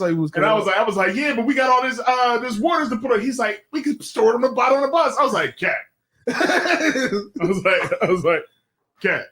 We can store it on the bottom of the bus. We can drink on the way down there. He was like, yeah. All right. Man, we got on that bus, and that was it from there. Mm-hmm. Not having to drive is great. Yeah, that was amazing. Mm-hmm. Not having to drive, especially it was an hour and a half. It was a solid hour and a half. Then we was gonna have to drive all the way back. Shalom, sir, Lord Christ. We on the show. I was just wanting to, get you in here, you know what I'm saying, to talk about the buses. You know what I'm saying? And how amazing it was to get drunk on the way down. to get drunk on the way down there. You don't mind if I put you on speaker? All right, most all right, Grant. We got. Hey, look, drop a bomb for Captain Tom Ward, man, who's in the building. Shalom, my dude. Shalom. Shalom, sir. Hey, I was just telling everybody how great it was because Captain Ariah, he was talking about how how he got back into, he was cutting them onions. He was cutting bags of onions for the, before the lamb, what I'm saying, to get the lamb in preparation for the Passover. But, he said he said he was talking about how, he got back into, working on the Passover and then just seeing how everything comes to fruition the night of the Passover, and all the hard work that goes into it. Hell yeah. He was an integral part in putting that transportation, the department together, man. I mean, a couple things that we gotta work on. Myself, with the department, but man, he did it. He did an excellent fucking job. The brothers, got it on, man. We got there and back safely. It was orchestrated correctly. Kind of a con. Yeah. It was a very good move. And the liquor was good on the way down. I want to say that too. I know we got to be professional, but it was extra season. Look, the liquor was spectacular. Oh man, not a sober brother or sister on the bus that we was on. Got it with God, sir. Got it with God. That was and it was so dope the way we pulled up. Remember, Cat? We pulled up and you was like, "Man, y'all driving down there, man. Y'all better get on this bus, man." Right. And then we got on the bus. We was trying to get everybody. Israel. I figured this out a couple years ago. Israel likes to come and go as they please. Right. They don't want to be held to nobody's standard of leaving and going. That's they don't want that shit. They'd rather drive 2 hours on their own than get on the bus that's gonna take them this up. And let me tell y'all something, man. Cap was on it, man. Captain Taro was on it. He said, "Look, man, I run this shit. Go to the liquor store, get some liquor. These buses ain't going nowhere." And then we was at the liquor store, and then they was like, "Yo, these buses about to leave." Cap was like, "Shit." They try. Look, the bus driver tried to play me. I had to tell his ass, "Look, ain't nobody going nowhere. We're not going nowhere. You gonna just wait. You gotta just wait." I was like, "Yo, we need to get the fuck out of here." It was only 6 of us on that motherfucker. What the fuck you in rush for? Yeah, Cap. Yo, we was on the bus. That bus driver was trying to get the hell out of there. Yeah, he was. Yeah. Look, man. Look, fuck that. I told the brother Kwame, my paw. I said, "Look, stand in front of that motherfucker. We're not going nowhere without the Zion."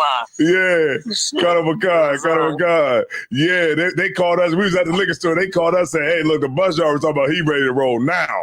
Abadja's still in there looking for his plantation liquor. Abadja got some liquor that I've never heard of ever. Yeah. Abadja got some liquor I've never heard of ever. Oh yeah, he got the plantation rum.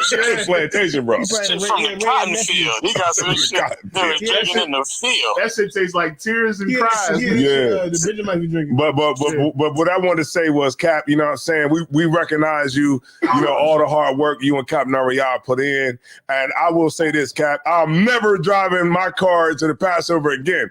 Ever. Look, we shouldn't. Like General Haas, they wanted me to make an order motherfuckers to not drive it, but we couldn't do that. But he wanted to, He's sure was about to say, "Look, fuck all y'all cars, y'all plans, y'all go."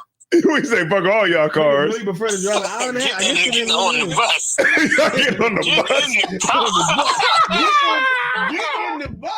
Get on the bus.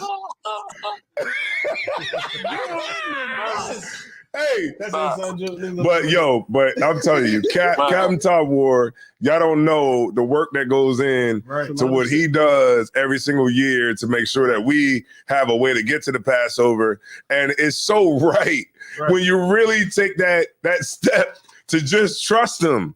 Right. Just trust Captain Top War. They don't trust me, man. Look, I'm gonna get there. I'm gonna get there. I'm gonna get you there. I'm gonna do it.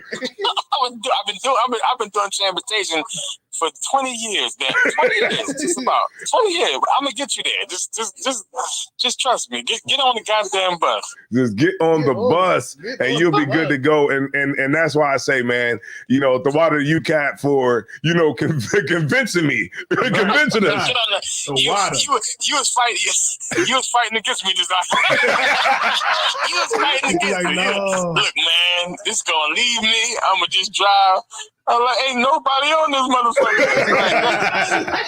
Like we had, like Commander Yohana had 6 coach buses, paid a shitload, man. But brothers like to drive. It's all right. It's all right. It's all right. Feel the wind in here. But say it again. I said they had to feel the wind in here. Right, like, look, man. They had to feel the wind in their hair. We had to feel the wind in our hair. Yeah. Right. I want to listen to my own music. And when ain't no parking. I'm sorry. You were saying something, Cat? No. I didn't hear. I couldn't hear what Azawa was saying. No. He was Calaria say they wanted to feel the wind in their hair. You know what I'm saying? They want to feel the wind in their beard. Yeah. Come on, man. Get on the bus. And guess what, man? Let me tell you something cold, hardcore. Cat told us.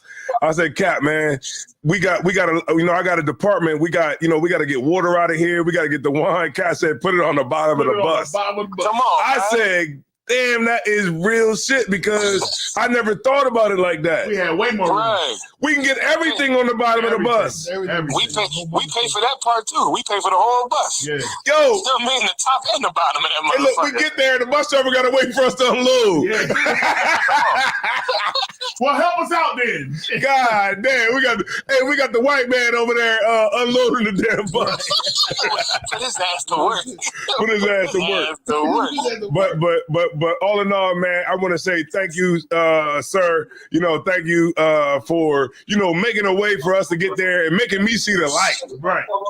That's right. Because from now on, I will be riding that bus. That's right. Right. General Haas called me. He said, "Man, I should have been on that motherfucking bus." General Haas ain't get on the bus. Hold the fuck up. Yeah, General Haas was like, man, I should have got on that motherfucking bus. He General Haas. Hey, General Haas. Hey. Side his head driving back. He's like, God damn. Yeah, General Haas was like, God damn. Hold up. Never mind.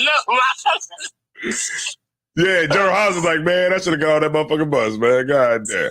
Because once you done, you done the Passover and you realize, damn, I got this ride back. You know what I'm saying? Yeah, that's the worst. That ride back was rough, man. Yeah, especially that far. You know what I mean? Like, especially that far. Like, even like if it was close, that's understandable. But that far, man, just hop on that motherfucking bus, man. And that was amazing. You know what I'm saying? Cap, you did a great job. Captain Ariad did a great job. Yeah, and I just want to say on this show, we're going to give y'all, you know what I'm saying? Y'all just do, man. And just telling everybody, man, next year, damn. Get on the bus. Get on the bus. Just get on the bus. That's all. Leave your car at home because, look, you can bring your liquor. We're going to do a video. We're going to do like a video. They done fucked up now though, because I'm getting less buses next time. It's gonna be 4 buses, and that's when it's gonna be crazy. Yep. Like they're gonna be mad as hell. Everybody gonna be on the bus. Drive when they don't want to. Yeah, but I will be on there. And you know what I'm saying, the water you Cap for everything, you know what I'm saying, your hard work that you've been putting in for 20 years, right. You know what I'm saying, and Captain Ariad's work that he's been putting in for like what, 10? That's right. Because any more than that, you'd have been. He was in diapers. But shout out to y'all for the work that y'all did, man. And I want to say, the water you and I appreciate you, sir. Oh no sweat. I mean, appreciate y'all brothers too, man. Y'all helped me out with it too, man. I mean, most high in Christ. and Ibaji. He was rounding niggas up from the hallway. He was going to niggas' rooms. Yeah, Baja, like, look. He was good for niggas on that bus. That's one thing about Abaja. When he get an order, like, there's nothing else that he's into it. Yeah, he's into it. He's into that order. He went on each floor from the 4th floor on down. Each door, each room. He hears somebody laughing in their room. He started yelling outside the door, telling them to get on the bus. He wasn't playing no games, man. Concert. He started getting strange. There's a brother in the wheelchair. You know, like, we can get him on. We're going to have to carry him. And let me tell you something else heavy before you go, sir. You know, it's like I didn't mean to hold you up, but no, you good. You know, one thing too is like, you was there, like, working. You know what I'm saying? Like that's the part I wanted everybody that's listening to see, and everybody that will listen to be able to see, like, that you was there working. You know what I'm saying? Like, you could have went to the Passover and said, look, man, you know, another brother could, you know, do all this and do this work and just report back to me. But you was there, you know what I'm saying, in the trenches, making sure that everybody could get a ride that needed one. Right. You know, of course, you know, of course, brothers turned it down and sisters turned it down, but it's not because you didn't try to get them to get on it. Right. You know what I'm saying? And you know, Commander Junior Hanna, he had that bus there. It was up to you if you wanted to get on or you didn't. There you go. You know what I mean? But it was there, and you was really putting that work in to make sure that every brother that needed to get on that bus could have gotten on that bus. Right. That's right. And you know, the water to you for that, sir. No sweat at all, man. The water Commander Junior Hanna, man, like I know he's the head of the school, and I seen him. It's a famous picture we got hanging up in the school in Philly. It's a young brother. I think at the time he was like an officer of 1,000 or something like that. And he was speaking, and Commander and somebody started coming to the front of camp. Commander Junior Hanna grabbed the staff and stood and held posts in front of that brother, to where it was like, I was young at the time too. I didn't know what the fuck. I'm looking at drum. I'm like, yo, what the fuck? Should I do something? It was, it was weird. It was like a weird situation, man. But Commander Junior Hanna sat and he grabbed his staff and held posts in front of for a young brother, man, which is like that's the example that's set, man. You know what I mean? I'm gonna say this, man. Anybody who wasn't at that damn Passover, anybody who was not at that Passover and claiming they won West, man, they not really won West. They not won West, man. And that's all. That's all. Right. That's it. Right. Salah. That shit like that. You know what I'm saying? I just want to let you know on this show we appreciate you. You know what I'm saying? And all the work that you put in, because I see the behind the scenes. Right. And I want to thank you for everything that you put in, everything that you've done and the work that you put in, sir. It's like it. No sweat. Hey, y'all, man. Hey, brothers like y'all. Hey, y'all make it easy. Y'all make it easier, man. Most High in Christ, sir. For sure. Yeah, so I ain't gonna hold you up because I know you. Look, Captain Oriel, he's scrolling now. That's his way of telling me that, hey, look, nigga. Wrap it up. Don't sweat it all like you. Cut up with God, sir. All right, that's Captain Oriel's way of saying, wrap it up. Wrap it up. You know what ain't subtle is Abaya. Abaya was cussing everybody else. Like when I was down there with him, I don't know how he got any. Captain I probably just said something to him. He just ran with it. But we was I was down there trying to get people on the bus. I was just asking him, "You get on the bus? You got time? You can get on there." So I was just trying to be nice about it. Abaya was not being nice about it. Abaya was cussing everybody out that wouldn't get on the bus. Oh shit! Okay, we got Taza Doc in here.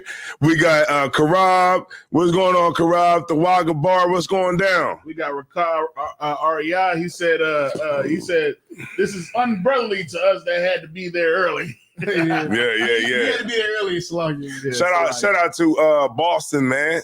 Shout out to Beantown, man. Beantown, man. It was brothers. That was there early and had to come back to the hotel. Yeah. Back out. It was two brothers.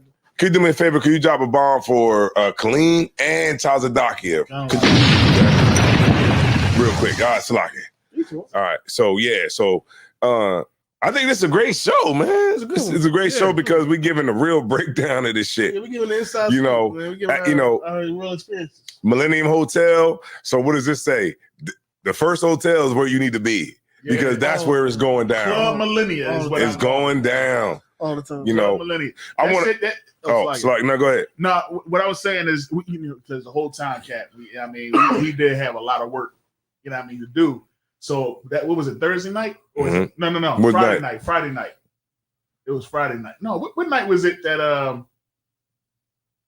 What night was it that? Obviously, Yapazar had that joint upstairs and everything. That was Friday night. That was Friday night. Yeah. Man, listen, man. That's like it's beneficial to have a hotel room because it literally was going on all night. No, it was that after Passover? That was after Passover. No, it wasn't after Passover. That was before. It was before the Passover. Oh, before. Okay, Slaga. Yeah, you know what I mean, because that room was lit. You're right. He had drinks. We had the conversation going, and them chickens. They were selling food. That brother is a hustler. He's a hustler. He got all my. Let me tell you something, man. Let me tell you something. You walk into the daggone store. That's all. That brother is a hustler. Yadazar is a hustler. That nigga hustles fish, chicken, sweatsuits, fucking. I mean, you name it, he's hustling it, right. And that's why I say this brother right here is like a true definition of like a Haitian New Yorker, right? Yeah. Because them niggas hustle because they have to. Yeah, in New York, you gotta. If you're gonna be comfortable. Yeah, you gotta hustle, and that was crazy. Yeah, that nigga had a party in his room. I was like, this some Hollywood shit. Yeah, it was different, man. He was like, yo, man, they came down and sent people and let us know, like, listen, man, it's a party upstairs. He want y'all to come on up. Yeah, I didn't know what I was gonna walk into. I walked in, I was like, God damn. Yeah, I've been wanting one of them jackets. I've been wanting a headpiece. I've been wanting. Oh shoot, he got it all laid out for you. The chicken is over here. He like last call on the chicken. I gotta get some chicken. I gotta hurry and get some chicken. And 2 hours later, he was like, they only making one more plate. I'm like, That's funny as hell. Yo, that shit was crazy, man. Yeah, that's dope. We was loud as fuck. Yeah, we was, man. And we was loud as shit. Con, hell yeah. Like we literally took over that whole entire hotel, man. Like that shit was amazing. And then you come downstairs and thinking it's gonna be empty. You come downstairs and everybody is still out there. It's got freshly opened bottles. Yeah, niggas wasn't going to sleep till like 5. Niggas wasn't going to sleep, man. I was just like, man, this is where it's at, man. I told you, man. Club Millennia. Big shots out.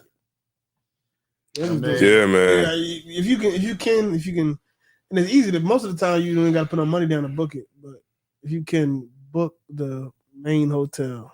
Yeah, main hotel. Maximize your fun. That's where it's gonna be dope. That's where it's at. I will say that, man. Shout out to Captain Tazariak. Damn right. Shout out to Captain Mawaquad. Right. Shout out to Captain Tawar, of course. Damn right. Captain Aria, of course. That's right. You know what I'm saying? And all the rest of the captains, man. Captain Gadalhar, Captain Gadalhar had the crazy jean suit on. Yeah, that was crazy. The brown jaw. Yeah, that was crazy. It was dope. You know what I'm saying? Shout out to him and the LA camp, man. The California as a whole. SoCal. Cali is crazy. They funny as shit. They hilarious. It's a hilarious camp, man. That was one of my camps that I was like. That we was, really chilling with that first night. That's who I hang out with if I ain't hanging out with y'all. He was like, what's going on, boy? You know what I mean? Like the brother, he kind of sound like Desi Banks. You know what I'm talking about? He lives in Cali, but he's from Louisiana. Yeah, Louisiana. I'm like, what's going on, boy? What's up, boy? What I got? What you doing out here? You know what I mean? Like I was like, yo, that nigga is fucking hilarious. That's a perfect impersonation. He's like, what's going on, boy? He don't enunciate the last part of the word. Yeah, he was crazy. He breathed the last part of the word. He's funny as shit. Like we got some great brothers in this school, man. Damn right. We got some great brothers, man. Some hilarious brothers, man. And that's what the truth is about to me, man. Yeah. You know what I'm saying? It's about the brotherhood, the sisterhood, sisters, man. You know what I'm saying? Be like, yo, what up, sis? Right. And she, you know what I mean? She cool as shit. Mm-hmm. You know what I'm saying? Like, like it's the family for me. It's definitely with this whole shit. You know what I'm saying? Somebody actually posted that. They said, you know what I mean? Say what you want to say. You can say we a cult.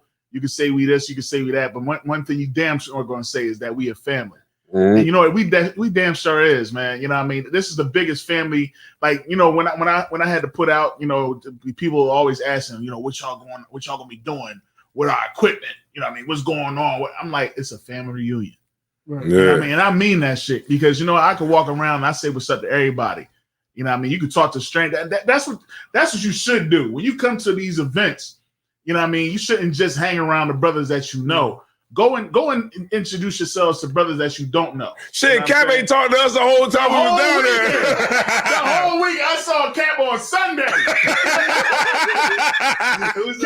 Cap just sat down next to me. I was like, oh shit. I was like, what's up, Cap? He was like, yeah. He talking to niggas that he don't usually talk to. God, that's what you should do, man. Yeah. You should try to connect with brothers. Shalom to everybody, which is an undertaking. Just say yo, what I say? Dabbing up everybody. Like, God. What I say about guys like Cap? He doing some other shit. He doing some other shit this weekend. Yeah, because Cap was gone. We saw him in the car though, right? Yeah, remember when we was leaving the black party and they was like, yeah. I was like, yeah, they was in it. Oh, he with the young folk now. He was on it. They want to hang with us old whippersnappers. Yeah. We in the car ready to go home. but you know what? That's the spirit you got to be in because. You know, if we only chill with niggas from Delaware or niggas from Philly. What's the point? We're gonna then right. And remember, we was chilling with. You wasn't there that night because you went home, Salakia. It's on the first night. The first night. I was something different on the first night. We was battling a nigga in the parking lot. And that would happen. Huh? That would happen the night that I can't. It was a nigga who assisted us in the school. She brought her brother with her to the past. Yeah. Okay, you was talking to him when I walked on. Concert, right. That was a goofy. And we was battling him because the sister was like, "This is somebody that I'm trying to, you know, bring around and y'all talk to him because you know the sister was in the right spirit too because he said." I just got him here. Right. You know, y'all deal with him. I did everything to get him here. Y'all deal with him. And that's what we did. Right. And Captain Yatazak came through and he started really like breaking it down. And I'm on the side breaking it down. And then it was just like at a point where, you know, even damn, Slakia. LeBron. Oh shit. You know what I'm saying? Officer LeBron was out there getting it on. Like, you know, and we was all out there just getting scriptures together to give to this nigga. Right. They was going to say they wasn't there one time. And it was just a great first night. I know that first night I was down there was great. That was a good first night. I think that was the best night I was there. That was the best night I was there. I know it's crazy because as soon as the next day, that's the second time I seen you when you was like, see, as I wore every single time you go in the house, every single time you going early, something crazy happened. He was like, you would have loved last night. Guess what happened? I was like, what happened? He was like, a battle. I was like, fuck! Yeah, he was like, you know, because you know, you always like to be talking about scripture. They had one boy last night that you could have talked to all night. I was like, God damn! Yeah, because as soon as you left, it was a battle. God like damn, we was in the parking lot getting it on, and then the people from the across in the next hotel, they was like, "Shut the fuck up!" And I'm like, "Shut the fuck up, you fucking cracker!" And they was like, "All right, well, whatever." Whatever. I was like, you shut the fuck up, you fucking cracker. They was like, damn, he racist. Yeah. You showed was in the place. And then the cops came. The cops, that's when I was there when the cops came. Cat was eating it. He was like, all right, I'm gonna get the fuck up out of here. Y'all niggas tripping. God damn. Shalom. And the Cap was out. I didn't see Cap. I told these cops right now. And we was out there after Cap left. He left around like 2:30. We was out there till like 5. See? We was out there till like 5, 7 in the morning. That's why I rode though, because I figured this wasn't gonna last too much longer. Yeah, but I guess we was out that bitch, and that shit was like the greatest night I would say of my trip was that first night that I was there, and that's why I always fight through. Yeah, you know what I'm saying. You know what I'm saying, like because you was like, man, I'm going home, and I was like, I'm gonna fight through this shit. I should have. Because you get to a point where you're like, man, I'm gonna go ahead and go home. And... Most times you should stick it out for a little long because most times it's gonna be worth it. I had messed up because the night before I didn't sleep. You know what I mean? I didn't sleep at all because I was still, you know what I mean, putting together my son's garment, and I was packing. You know what I mean? Everything was late, so I didn't sleep at all. As a matter of fact, the only sleep I got, my rib actually drove. You know what I mean? And I slept in the car, man. That was, and I really didn't sleep in the car. Let me tell you what you missed. You missed Yawasop. You missed. I got Yawasop. Yawasop was out that joint. Yawasop was he was trying to get niggas to go get something to eat for 2 hours. He was like, yo, that's why I wouldn't eat with. Yeah, Yawasop. That's my nigga right there. We got to the fucking thing. He fell asleep. Yeah, Yawasop. You know what I'm saying? Everybody was out that joint, man. LeBron was out that joint. Captain. Ricari, I was out there. You know what I'm saying? Like I know he was. Yeah, we was out there, you know what I'm saying, in the parking lot, wide open, slockhead, pause.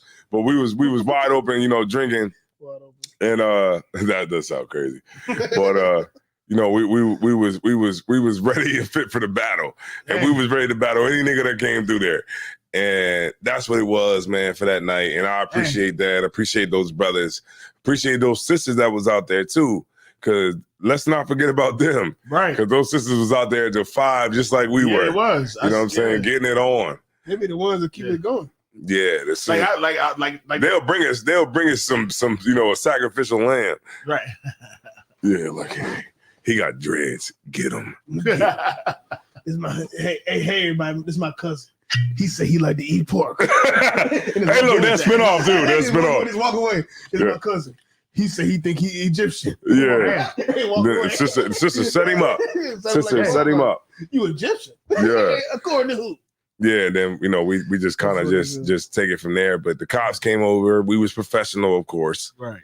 We weren't like they was cool though. They wasn't even really. Yeah, the cops was like, okay, what the fuck we doing here anyway? They might as well be like, is anybody dying? They might as well said this. Is anybody dying? No. All right, that's what. Right. I said, how you doing, Ossifer? Ossifer. I was like, how you doing, Ossifer? Everything seems to be okay. And I was like, yeah, we just got a call about the noise. All right, everything's cool. That's what it was. The brother had the music up loud, and it was like, "Can you turn the music down?" Yeah, that cracker was like, "Shut up!" That cracker was like, "Shut that goddamn noise down!" The brother turned the music down, and he was like, "Whatever." They left. Right. White people, they hate when niggas play music. Yeah, they must not play music. They do. They mad our speakers is louder. They got more bass in our music. They got none of that shit. Dumb white people, man. I tell you what, man. Durham hates Israelites. They definitely do. That was another thing. They shut the damn lights off. As far as the playing, it was a lot of stuff that. It was a lot of undertones. But with the leading up to the Passover, it was a lot of obstacles. That's the best way I could put it. It was a bunch of shit that was out of our control. Right. That was getting shut down and changed simply because. I don't get into the whole conspiracy thing. Y'all know me.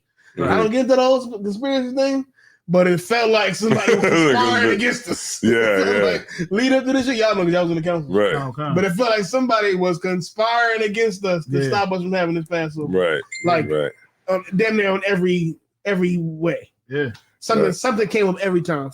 We tried to do the fucking the tour of the slave plant. That got shut down. Stagsboro. Yeah, Stagsboro. That shit got shut down.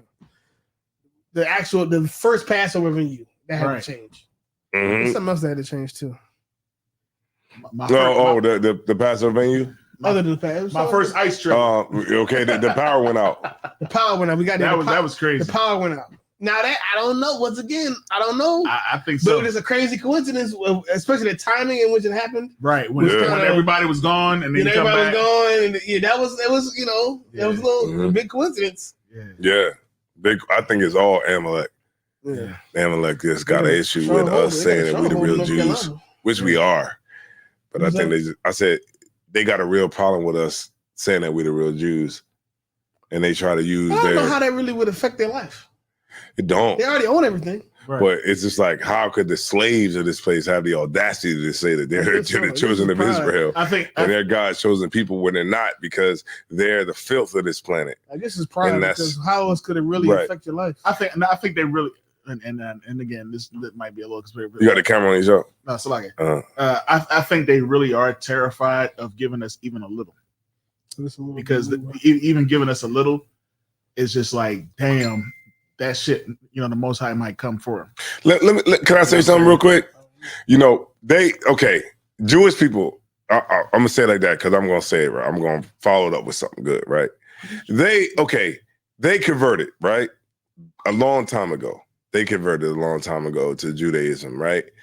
And they've held on to this for a long time, right? Because they never had to go through the curses of Deuteronomy. Right. So the real people of the real people, I'll say it like this, and I use this term loosely, but the real people's religion that they converted to, that they held on to throughout the centuries, they were able to hold on to it because they never went through captivity. Right.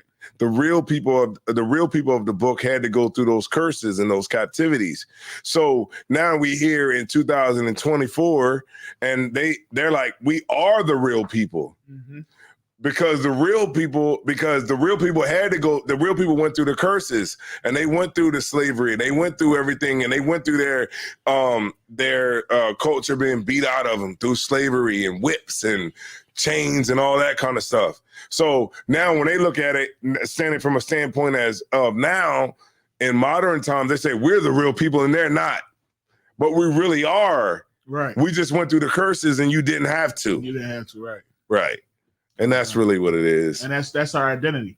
Yeah. Them curses is our identity. So the world looks at them like, yeah, they're the people, but they're really not. They just converted a long time ago and never had to get off of it because they never had to go through the curses like the real people. The average Jewish person hears what we say or hears what we do, and it feels like we're stealing from something. Mm-hmm. Mm-hmm. It's the average one that don't do no research.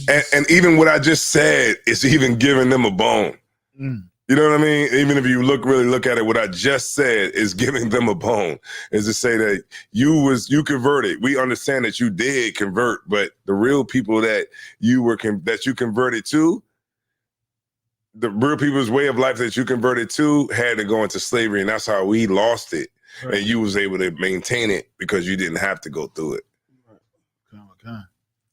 We got a question out here, man. Back to the Passover. It said, who had the best performance at the Black Party? Me personally, I like them. What's the brother name? Nakawan? Yeah, Nakawan. You like Nakawan? Nakawan. I like Shar. Shar John was dope. Shar 2G. I think Shar 2G is focused. Yeah. I think he's definitely he's taking it real serious. Yeah. Yeah. And I bought his CD, and I don't know how the hell I'm gonna play it.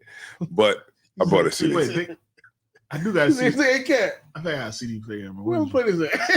I don't know where I'm gonna play it. I'm probably never gonna play it. I got one in my car. I don't have a CD player. I think I got one in my car. Damn, we gotta say like you should probably. You got a CD on there? I got a CD player in my regular car, but I'm never really in it like that. Right, kind. Yeah. I got one in my car. I'll never use it, but.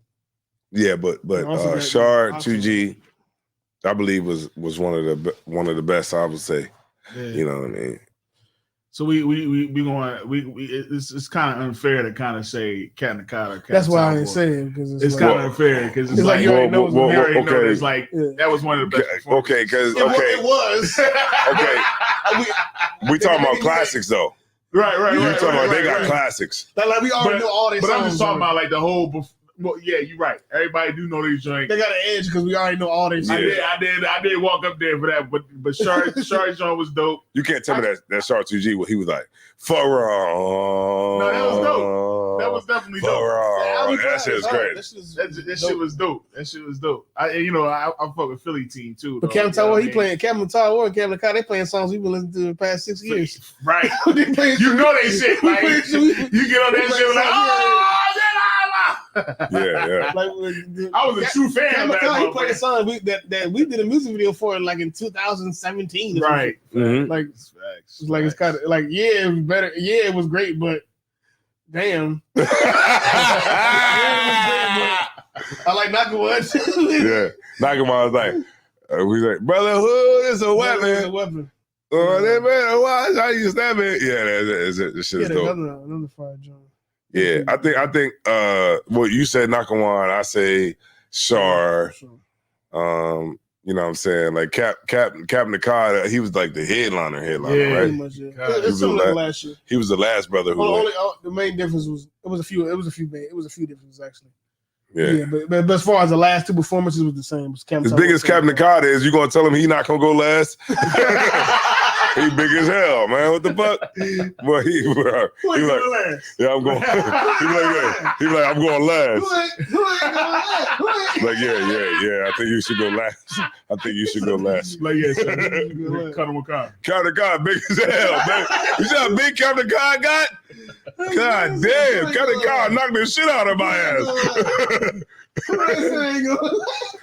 God damn, Captain Nakada big as hell. I didn't even know he talked. He just rapped. That's funny as hell. Captain Nakada big as hell. He be like, look, I be like, Captain Nakada, you want something to eat? He be like, yeah, give me a nigga with ketchup. God damn, he big as hell, man. Give me a humans with some Tabasco sauce. Yo, I'm not bullshitting. Captain Nakada big as shit. God damn, man. Can we acknowledge that? God damn, Captain Nakada been working out this year. He been working out this year. Fuck all that bullshit niggas try to talk. Captain Nakada can go last. Forever.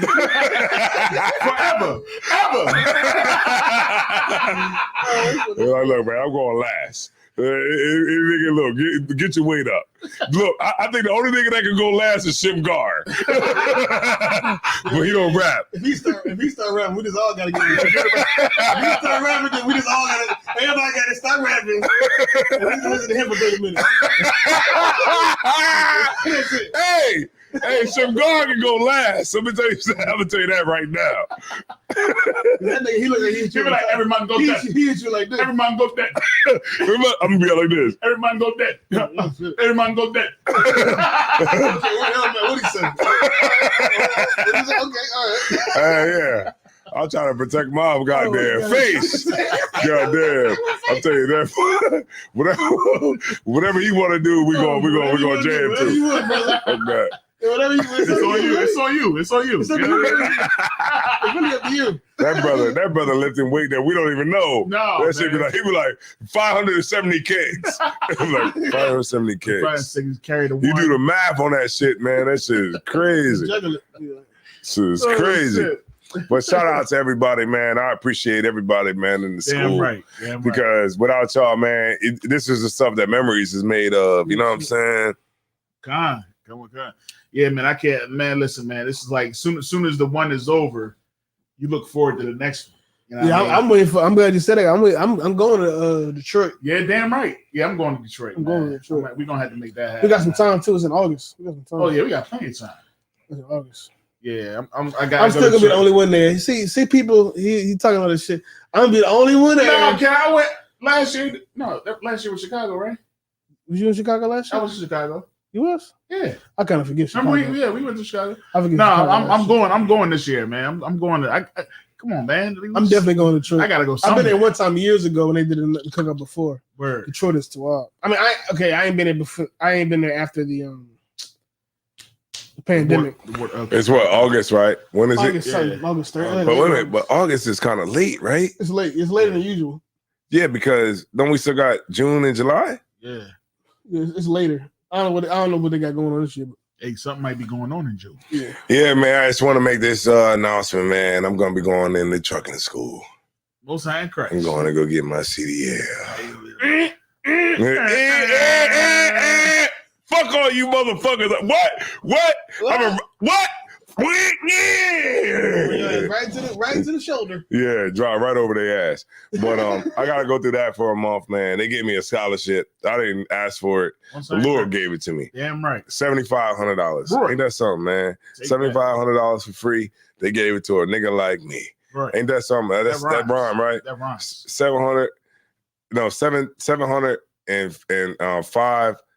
$5,000, man. Free. Yeah. They gave it to a nigga like 75,000. No, not 75,000. 700 I mean, what is it? 7,500. 7,500. They gave it to a nigga like me. Damn right. And that's crazy because I didn't ask for it, but I gotta make this. I talked to y'all on camera, man, but that's really like my goal. Yeah, is like go ahead and get it done, get it out the way, and just keep moving, man. Like I realized at this point in my life, you know, I'm not fighting it. You know what I'm saying? You know how like you can fight life sometimes, but fight what you know you're supposed to do. Yeah, you could fight it. Like I don't want to do that. I don't. They're like, yeah, you got a scholarship here to go to get your CDL. You're like, no, I want to be a preacher. Like, no, that's not what life is dealing you right now. Right. What life is saying is, nigga, go do this. Right. Get behind the truck and do this. Yes. Right. Do this. This is what you need to be doing. That's what life is telling you. So at this point, I be seeing them niggas in them track. They got that mic and they just be focused. So Cat gonna be walking around with a daggone headset on all the time. So you know, at this point, that's what I'm saying, man. Like I'm going with what life is telling me. Damn right. And it is what it is, man. You know what I'm saying? I put my trust in the Lord. That trucking is definitely profitable. That's definitely something. The logistics thing is definitely something you can get into without a bunch of school and a bunch of fucking years of tutelage. And have a high school degree and just do some training and get right up into it and make a lot of bread. And I tell you what, when you graduate from law school, oh man, we not gonna do no regular shit. We're not gonna do nothing regular. Like we gotta do some shit like where we go to like Atlantic City and like rent out like the penthouse or some shit and fucking. All right, I don't want to say that on camera. You know, the black party was something. Yeah, that gotta be the shit. When Cap graduate, that's gonna be amazing. We gotta be out on the beach. It's gonna be amazing, man. We got to go out on the beach. Yeah, you hear me? Right near the beach. We gotta go out on the beach and have a great fucking time. Damn right. Because that is like an amazing feat. And it's gonna be dope when you actually do it, Cat. Matter of fact, with Cat, when you do it, I'm suing somebody right then and there. I'm suing somebody. I'm gonna find somebody. That's gonna be dope, Cat. When you graduate from, man, look, we got to fucking say, okay, we know we got shit going on in our lives, but this week we gotta just do that. Damn right. We gotta celebrate that. And we gotta go and do whatever the fuck we gotta do. And we already know how to get buses, right? You know how to do that, right? I do. We know how to do that. And we need to get a bus. I know just how to do it. And get on the bus and get down to Atlantic City. Get down there. We don't need about one. And look, we can go to Atlantic City and go crazy in Atlantic City. Atlantic City would be dope. That should be dope. I think AC got better after the pandemic. Yeah, it'd be dope. And we can go and we can celebrate. We can eat some good food. Yeah. And just celebrate, you know, you just passing law school. Yeah. That's going to be dope. I can't wait for that. That's going to be amazing. I'm going to stop everything I'm doing just to celebrate that. Damn right. Yeah. I'm coming on my last year, man. First year now. Yeah. First year. Matter of fact, we should celebrate every year. God damn. That's hard work, man. That shit ain't easy. That is hard work, you know what I'm saying? That shit ain't easy. And it'd be so funny because we'd be at camp, they'd be like, why don't you just get a job? You know what I mean? Everybody doing something productive. Yeah. Everybody is contributing to society. Remember that one time? Yeah. That one time I was like, we should somebody get a job. This nigga a millionaire. This brother over here got the niggas is like, whoa. I was like, you gotta say my credit score. Yeah. This nigga got a 741 credit score. I'll make about this much. Niggas like, like, come on, man, you gotta tell them. Yeah, because you know what? They don't even care anyway. But we all make more than you. Most times I would say, this is my job. This so I can sound real crazy. Right. Mm-hmm. But I think that's some dope shit though. We got some dope shit coming, and you know, and it's just gonna be amazing once we actually really get to see it as a realization. Right. Yeah. It's gonna be dope. It's a lot of shit. Cause we all working on shit that we doing for our lives. Damn right. You know. And anything we do in our personal lives is only gonna benefit the collective. Yeah, the collective. Why? Because we got brotherhood and sisterhood, and y'all better get some so you can be able to experience it too. Because you know, it's like if I win the lottery, we good. If you win the lottery, we good. We good. You know, if like you won the lottery, you did win the lottery. Yeah. And when you won the lottery, we got. Look, you see this microphone? Hold on, you see this microphone right here? hear that? Yeah. Do I sound good? Yeah, that's because this nigga won the lottery. Niggas forgot about it. I forgot about that shit too. God damn. As Alvor said, whatever you want to get, just get it. His brother don't know what the hell. His brother don't know that. But he was like, whatever you want to get, just do it. And I was like, all right, well, bet. Well, let's get the good mics then. He's like, let's get the good cameras. Let's get the good mics. We need a roadcaster. I was like, come on, what car, sir? Yeah. And he told me too. He's like, yo, we won the lottery. And I was like, damn, word? He was like, yeah, let's get all the mics. And we did that shit too. And that's why the shit sound clear, man, coming through the mics, man. The water to like Zahboard, man. Most High in Christ, man. You know what I'm saying? Right, but I don't know. Which y'all think? It's time to go or what? That's about it, man. What time is it? How many we got in there? I gotta take a leak. It's 11:42, though. We could go a little longer. I gotta take a leak though. We got find some other stuff. We got like 15. Any worldly topics to talk about, like some random stuff that happened? Lil Uzi Vert. Oh yeah, that nigga. What happened to him? That nigga. Lil Uzi Vert, man, he was just acting gay. I thought he'd been acting gay though. Yeah, but he was acting gay recently. Yeah, man. Hey, here you go. Here go. Little Uzi Vert is just gay. Can we just say that? Like he's just gay. I mean, that's what I picked. He's just gay. Like it's not hip hop. It's just gay. What he did? He went out. He was voguing, and he had a pocketbook, and you know how they do that. They lay back. They do that thing where the gay people they fall back on the ground. And stop it. Hold on. I was like, we man, gotta find that. We gotta pull that. Like, man, that shit. So he did the whole Vogue dance shit. Yeah, man. He was like spinning, and he fall back on the ground, and I'm like, man, I don't know what that was. Could have been some damn humiliation ritual or whatever the hell it was, but you know, that shit ain't hip hop, man. That shit is hip hop used to be like a masculine thing, but now it's just like some old, you just do whatever now. Yeah, some old gay shit, man. Nobody trying to hear that. So this is at a concert? Yeah, Coachella.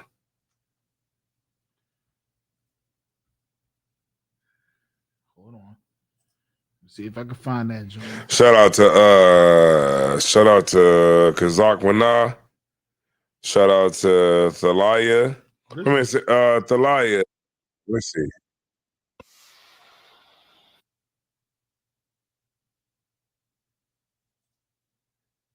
Yeah, Sawap. Shout out to Sawap. Shout out to Thalia. Shout out to Tazalaya. Shout out to Kazak Wana. Right. You know, Oklahoma, where the good old boys roam. You know what I'm saying? Shout out to, and everybody, man. Sawap, y'all, I already said that. Shout out to everybody, man. The Kamaya. You know, shout out to him, man. He did a great job with that damn lamb. It was like crazy, man. I mean, let's just give it up for, you know, him because he actually had that shit like, this shit was so good. It was amazing. It was so good. Like I took my plate and was drinking the gravy from my plate because it was just that good. So shout out to him, man. I appreciate that. Yeah, man. Listen, man, that food was so good. Like I said, I ate a couple pieces the night before. And then when I went to the next day, I was traveling back home. And my rib, you know, she was doing a good thing. All right. She had good intentions. All right. She threw the joint in the microwave.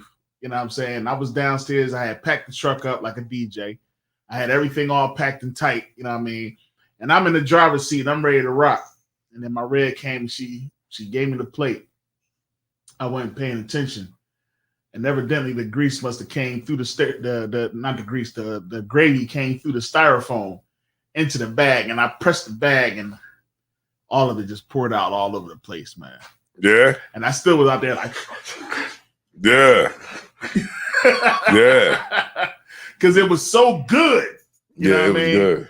And that was my breakfast, man. I had. Can you got me water, please? Had a couple pieces of that lamb. That lamb was freaking amazing, man. Amazing. Yeah. And you know, my rib, she wasn't able to attend that Passover, you know, for known reasons. You know, y'all know how that go down. But I was able to bring some back to her on the Feast of Unleavened Bread. And she was just like, this lamb is amazing. She is like, I'm glad I was able to get some, because she had to eat the regular folks' lamb on during the day of the Passover, because you got to get your lamb in. You know what I mean? It's a must. So she had lamb chops. But when I came home, you know what I mean, on the Feast of Unleavened Bread, and I had the lamb from our joint, she was like, "Oh, this is way better."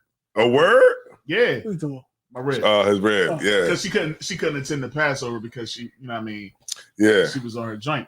So she still made sure that she got some lamb chops. She had, word. She went and got some lambs. They brought her some lambs. And then what I'm saying is, she said when she tasted the lamb from the Passover, she said this was dope. She said it was way better. She was good. Damn, that's dope. Because it was smoked. I mean, that meat was smoked to perfection. You remember when we the day before, was it the day before? When we had to get everything out, like we smelled it raw, like coming off of that. I was like, oh, it's gonna be on tomorrow, bro. Like, I just knew that lamb was gonna be amazing the next day because we smelled it. You know what I mean? Just raw. And you smelt the smoke coming off of that. You like, hey, this brother seasoned the hell out of this. I can't wait to, get a piece of this, when it's cooked. Man. Yeah, and to come on, he definitely know what he's doing. Definitely know what he's doing. That meat was tender. Everything was just right with that, man. Good night. He had that good cut lamb right there. Okay, what we got here? But you got so you said Lil Uzi Vert. I was looking at this bull. Okay, so he said, shout out to the Shamar. Something else that happened too. Shout out to the kitchen staff. Garcia and Devin Haney. Can you drop a bomb for the kitchen staff and drop a bomb for the Shamar department? Damn right. But also drop a bomb for the wine department too. You damn right. Gotta get that. Hold up. Before I drop a bomb for the wine department, I gotta drop a bottle pop and then a bomb. Shout out to the, to that department, because we kept the lawn down the whole night. The whole Black night. Nobody came through that was wanting any liquor. We got it on. Brothers drunk everything, even the gin. That's crazy. Brothers drinking gin is crazy. There definitely was a lack of lines. I have never been to a bar where there was not like some type of like congestion. You know what I mean, with the liquor. And I would have to say, man, big shots out to Officers Araba Bakar, Officer Kayashawan, Officer Quahal, his rib, Lori, you know what I mean, my rib, you know what I mean, Sharon, you know what I mean, you, Captain Zion, yo, Officer Tazayad was on some other type shit. You know what I mean? That boy was hype. Ka'ash, you know what I mean? Everybody, man. Young man Chris. Young man Kev. Young man Kev. Yeah. You know what I mean? Going up and down the steps in a leather suit. Yeah, I don't give a damn. You I almost killed myself one time, man. I almost fell over the balcony. That's funny. I almost fell over the balcony one night because I ain't see the step, and it was dark up there, man. That's funny as hell. Man, listen, it was amazing how you got the camera on you, right? Oh, kind of a concert. It was amazing how the brothers just like was moving, like stuff was moving. What you want? And Cat, how you had it delegated, like yo, get in line, jump in there, get in there, take some of them orders. You know what I mean? And it was just flowing, man. Like everybody got a drink. How my man Chris, young man Chris, was up in that joint. Now Chris don't talk to nobody. You know what I mean? This boy was up there like this in the beginning of the night. He was just standing there with the bottles of water. And then after a few minutes, after the music started hitting, he started going like this. Yeah. You want the water? You want the water. Man, listen, man. It was dope, man. Big shouts out to UPK Delaware. So Bob said, what's up with the bar at the hotel? It never opened. Yeah, I don't know. Yeah, it never opened because. Oh, he's talking about the bar. That bar, it never opened. I thought it was open too. Yeah, it probably would have opened if, we would have went back there and maybe. No, I thought they had like a bartender or something. Yeah. That's what I thought. Yeah, it's like, hell no, nigga, y'all get it on your own. we don't really want y'all here anyway. Right. We heard from the place where y'all having it at, and they don't want y'all there. Right. So what we big shouts out to the lamb. Tazaliah was carrying around the whole trip. You know what I mean? What was that about? Because there was a rumor. This is the other thing that happened. There was a rumor that the Black Party, they got somebody told them that we sacrificing. That we was gonna sacrifice a lamb at the Black Party. Goofy. And they called like worried, like trying to make sure that wasn't gonna happen because they can't do nothing like that. So somebody started a rumor or said something or did something to the venue to making them think we were gonna sacrifice, have a live animal sacrifice. That's just handicap at the Durham Armory. That's just somebody trying to once again stop us from doing what we was doing. And we ain't even sacrifice a stuffed animal. Nope. So she had the stuffed lamb around just as a joke. Right. It was a joke because they say we want to bring a lamb there and kill it. Mm-hmm. That was the lamb we supposed to kill. He found mercy. Yeah. Don't make no damn sense. Mm-hmm. People say anything. It's just like you said. It was so many things that just kind of came up. It was a lot. That's one thing I forgot. It was a lot of things that happened. Yeah. That was people trying to stop us. Somebody trying to stop us. I don't know if it was the same people or if it was a concerted effort or what, but definitely somebody trying to stop us. From the venue, the Passover venue, the Black Party, the shit with the power, the land, the Stagville plantation tour. We couldn't do. There's a lot of shit. Yeah. Brother asked, he said, y'all think the hotel was shut down electricity on purpose? I don't know. I mean, I think it's all conspiracy. I know it's possible, but it just feels very like why didn't it happen during the day? Right. And why didn't it happen like another night? Yeah, and it was everybody was there. That one night. I'm an electrician. Yeah, why happened that night? And that shit was out. Right. It was cool next door, across the street, up the street. Yeah, and that's nothing. It was only that building. Right. You would think, if it was a powder outage, at least in the neighborhood. Right. At least that building. The traffic light would have been out of something. Yeah, it was that. It would have made more sense to me if it was a powder outage in the whole neighborhood or something like that. Right. It was that one building. Yeah. And he said the power would be back on at 4:30. Right. Like he was an African. And then they basically was just like, no, you can't get a refund, and I don't have a receipt. He was like, "Who is your leader?" Who is your leader? I was like, he was like, "Damn, what does that smell?" I was like, "Yeah, that's the oil that we got on." Then I farted, and he was like, "What is that fragrance you're wearing?" "You're wearing." It smells lovely. Yeah. But the African, the Africans. Yeah, they was. What is that fragrance you're wearing? So they didn't give any type of conversation. The power came on at like 4:50. Yeah, I woke up. I woke up and the power was on. I went to sleep, sweat like a motherfucker, hot. That's crazy. And then I woke up because I got cold because the power came on and the air started coming. That's crazy. They always fucking with us. And especially in North Carolina. Yeah. Especially in North Carolina don't like us. We don't want no niggas in South Carolina. Remember Chicago did some shit too, remember? When we was out in Chicago, the damn elevators and all that shit wasn't working. I think the elevator wasn't working before we got there. Yeah, but it was reviews about that before we got there. Yeah, but California, I mean, but Chicago, that's far up north. They don't really trip about niggas. They don't care about niggas doing stuff. But these niggas these motherfuckers down south is like, cut out the power. In North Carolina, I don't know maybe they'll leave. Yeah. And I usually don't even believe in stuff like that, but it just seemed like it was weird. Yeah, it just seemed like it was weird. Like, why ain't shit happen like the day before? Or the day like that was a crazy time for it to happen. Well, damn it, all of us was at elsewhere. Mm-hmm. But we kept it moving, man, because we don't give a fuck about you motherfuckers, man, and all your motherfucking tactics. Tactics. Yeah, that only makes us go harder. Damn right. The idea that somebody is trying to stop us from doing anything only makes us fight harder and get it done. That's right, man. Damn right. Now I have more motivation. So Lil Uzi Vert is gay, and we can just move on. He's very. What about Ryan? So y'all want to talk about the Ryan Garcia? I don't really give a fuck. All right, see, I'm begging with boxing though. You know what I'm saying? I didn't expect the guy to win. But the Lord was with Ryan Garcia. There's nothing really profound to say about it.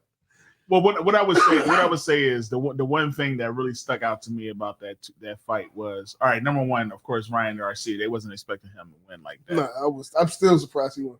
I'm not. What I am surprised at is he said something that was kind of profound to Devin Haney's dad. He said and I remember when he said it, and I didn't believe it was going to be like that until the boy Devin Haney started talking trash about, I'm gonna meet you in the middle of the ring, right? Mm-hmm. And I know, like, he's really a heavy hitter if he's overweight, like at a certain weight. So what he said, when Garcia is, and come and find out, 3 pounds. Devin Haney was like over like 11 to 15 pounds overweight. He was? Yeah. Why the fuck they ain't talking about that? They didn't. They all talking about Garcia being 3 pounds overweight. Yeah. 3 pounds ain't Devin shit. Haney was actually heavy. He could have lost that in a day. Exactly. 3 pounds ain't shit. Now the crazy part is that the boy Garcia said to his pop, he said, yo, it's 3 times. You gonna need to stop this fight. He said, we're gonna really see if you really care about your son. So like, but the way he said it though, it kind of sounds serious, like, damn. He said, we really gonna see if you care about your son. And like I didn't believe, like I thought he was talking crazy. I just like everybody else. He said some shit right before the fight that made me think he was gonna win though. He was like, all I care about is killing him. Yeah. And if I have to die, it doesn't matter as long as he was saying a lot of crazy shit. This nigga wild. But it's tuned in, ain't he? A lot tuned in, ain't he? Tuned into this fight. A lot of the crazy shit. I will kill him. He said, his blood will run down. He dies. His blood will run down from my. He's like, he starts speaking to tell like, like going on. Yo, that's funny. Yo, that's funny. God has ordained this sacrifice.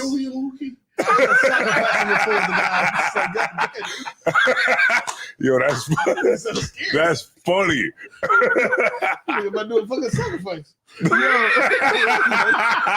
ain't about to be a fight. That's funny as shit. Yo, he like it was some shit he was saying. It was like right before the I was fight. like, this is like, I think this boy like really lost it, man.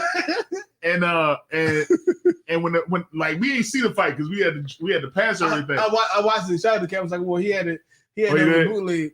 I was trying to fight Kawasha because I know Kawasha usually always had the jaws on. I watched him on the way back. Okay, Part of it at least. I watched him on the way back. Yeah, I seen him when he was on the bus. When I was on the bus, all I just saw was down goes Haney. Yeah. And I was like, yo, Haney got knocked out. And then I watched it, you know what I mean? That's funny. He really, like, when you watch the little, and I only seen clips, but when you watch the Jones, like, he was knocking him silly to the point there's a couple times, maybe his pop should have been like, all right, yo, chill. I don't know about that. You know what I mean? Nah, the one Joe when he caught his Joe. I don't know if he should do in the towel. I don't know. Man. I don't know. I think he should have did what he did. Just kept this road. Just kept him going. Just kept getting his ass. But he said, but even his pop said he got caught early. Oh, but it was. He said he caught him early. That first round, he lost the first round for sure. Yeah. I think Haney lost the first round. I think he lost the first round. He might have won like the second and the third, but it got rough after that. Yeah. You can't be taking a lot of punches from heavy punches like that though. You know what I mean? Them Jones will add up on you. Now he was in the nigga with the same punch over and over again. That left hand. God. Matt. Over and over again. The same hand. I don't even like now, you know, they talking him and Spencer. Who? Garcia and Spencer. I wouldn't mind saying that. Why not? Oh, Spence. Yeah. I mean, I really want to see Javante fight a few people. Who's that? Who you want to see him fight? Probably Spence. You want to see him fight Spence? Nah, he too big. He's too big. What? Spence too big? Spence too big. He that big? I mean, he might be big compared to. I would have to like he would Tank would have to move up in weight to fight Spence. Ain't moving up. Nah, he ain't got much weight to gain. He should a natural little natural. Yeah, he need to stay. Person. Yeah, I wouldn't mind for real. I wouldn't mind seeing him fight Pitbull again. Pitbull, nice man. People sleep on Pitbull. I don't want to see him. I don't want to see him. I want to see Mike Tyson fight Jake Paul. Yo, I want to see him knock his probably ass watch that. out. If That he shit don't knock probably him gonna out, be that's a some bullshit. sparring match. Yeah, it is. I bet it's gonna be a fucking sparring match because It I know Mike Tyson is not gonna get in there and get his ass whooped. Nah, he didn't knock him out. It's probably gonna be a fucking WWE sparring match. Yeah. Nah, it's gonna be one of them joints where he punched him real hard and he's gonna have to hold him. Like up. Mike Tyson gonna grab him by him like 1, 2, 3, 4, 5, and then Jake Paul gonna be like. No, it's just turning to fucking. Hey, Yeah, it's gonna be. Big shouts out to Knock in the building. Let me drop a Knock was the hype man for everybody. Let me tell you something. The best hype man in the day. Let me tell you something about Knock, man. Knock will fry your ass up as soon as you come in. Cause like I came in with my coat on, and Knock was like, "Nigga, you got the fucking the bathroom rug." The bathroom rug. Knock told me. He said I got my whole leather couch on. That nigga don't give a fuck. That nigga will fry any nigga, man. God damn. Yo, and you know it's bad when you buy some shit and you be like, damn, not gonna fry me for this. Like, Knock will fry your ass. As soon as you come up, like, it'll be friendly, too. Yeah, it do. It'll be... it's not brotherly if you don't say some shit. Right? It'll be like some friendly shit. He'll be like, oh, so you came in here with the bathroom rug on. Okay. No sweat. No sweat. I feel you on that. Yo. I feel you on that. That shit dope, man. That shit dope. I like that shit. Came in with the bathroom rug on. Yeah, yo, Knock shit. I said this on Facebook earlier, but Knock should definitely be the official hype man for everybody. Yeah, he should be up there every set. Yep. Yeah. He know everybody's joints. He know all that shit. He get the proper energy that a hype man should give. I knew it was crazy. By the time you got at least know the words. Some of these niggas be up there. You got to. They don't know the word. You got to. Man, by the time Captain Kai got up there, Knock voice was high as shit, man. Knock was on soprano by the time Captain Kai got up there. He's like, I'm boy.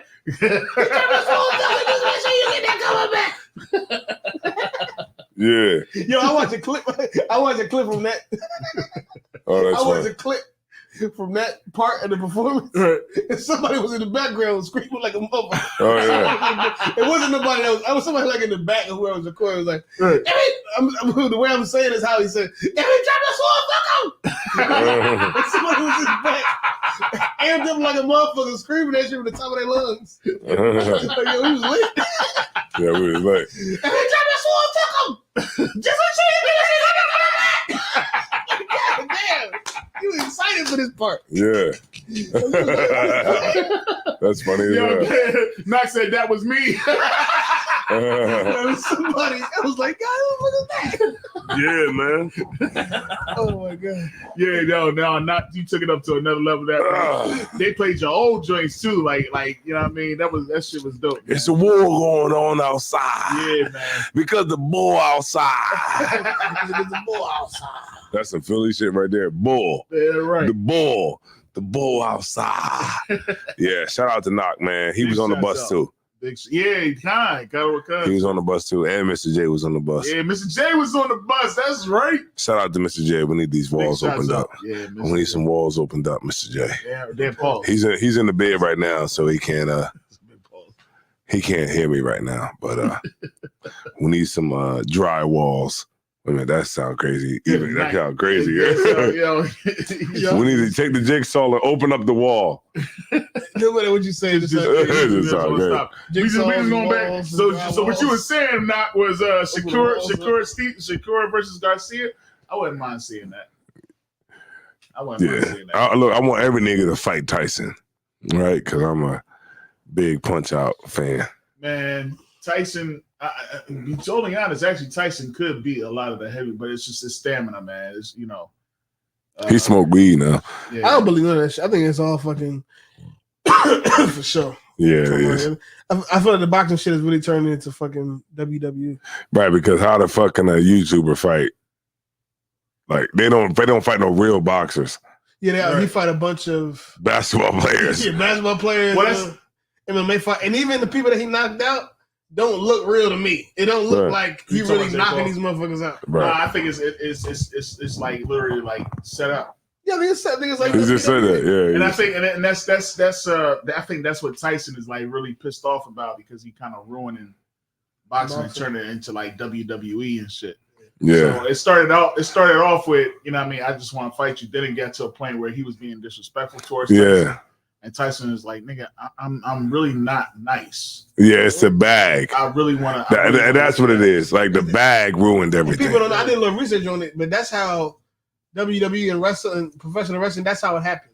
Right. It used to be a real sport. Right. It used to be a real sport where people actually wrestled. It was like they did like pins and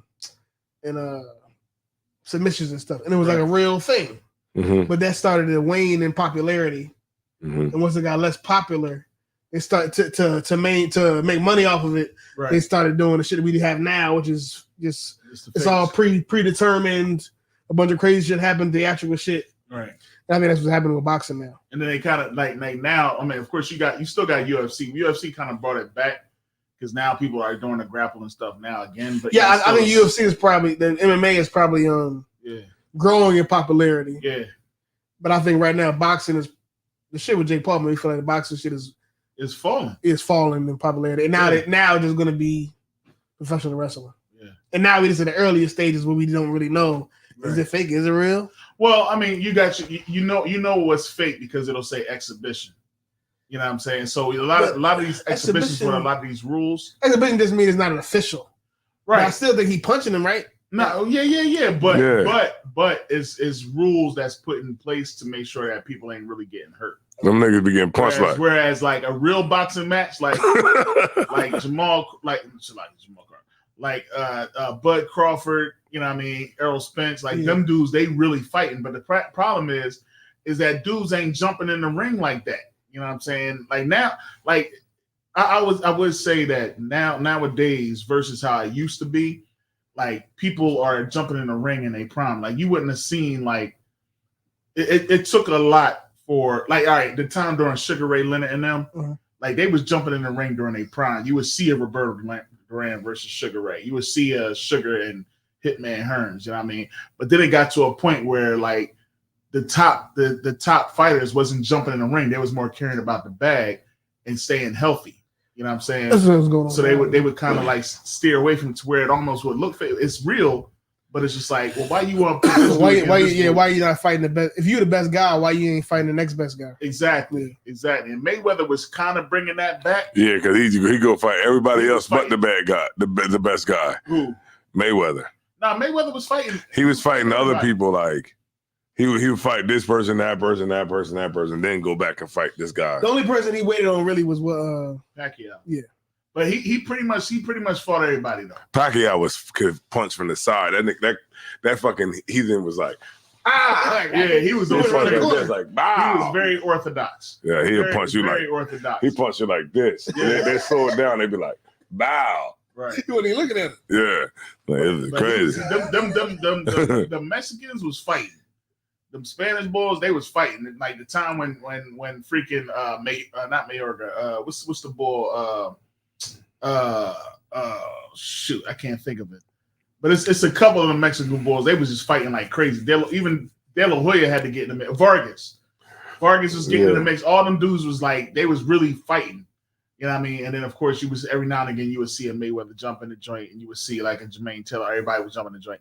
Now, like you got Tank. You know what I mean? He done fought. Well, he done fought a couple people. I know. I'm a boxing. He should have fought the nigga that whatchamacallit just fought. Who? Devin Haney. He should have fought Haney first. But he got like more. I didn't wait shit. Yeah, that's the thing. That's what they do. They be like, well, if I got to move on to me, you got to pay me. You got to pay me to move on to me. Knox said walls opened up. Walls open. Was crazy. Open the bed right now. It's crazy. Yeah, right. The walls open up and the jigsaw is crazy. Yeah, that's fucking crazy. Yeah, that was. Knox said pause. I said he got to open the because I said he had to open the walls up. Open the walls up was crazy. Open the walls. Like, yo, Salaki, I know you was trying to make a good point, but yeah, kind of. He definitely was going to take the fight off. So now he took the Devin Haney took that joint. You know what I mean? I said open the walls up is crazy. That's funny as hell. Man, what's going on, man? Let's get up out of here, man. Word. Yeah, man. You can fuck out this boxing shit. So check it out, man. You know what I'm saying? This is the Passover, man. The Passover post show. Yep. Right. Talking about all the memories from Passover. And if you got some memories, man, make sure y'all put them down in the chat. Make sure y'all like, subscribe, and share. You know, whatever memory you got, put it down in the chat, man, so we can see it and other people can see it. Make sure y'all share this video. And make sure y'all, you know, annihilate the like button, all right? Damn right. Share this, John, man. We know y'all can't. A lot of people, I find out that we got. Damn, I've been on this whole time, so like. A lot of people, we got short attention spans, so a lot of people don't watch us live.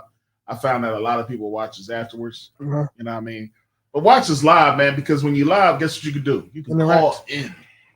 You can call in. You can interact. You can put something that you want to talk about. You know what I mean? Stuff that you might have seen during the week.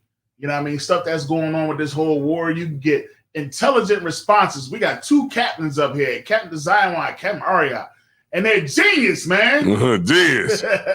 So yeah, man. They're genius, man. So y'all should always interact and share, man. Like, subscribe, and share. We out here for our brothers and sisters with a new consciousness. Right. You know what I'm saying? Because a black man has a different kind of funk. You understand? So we out here.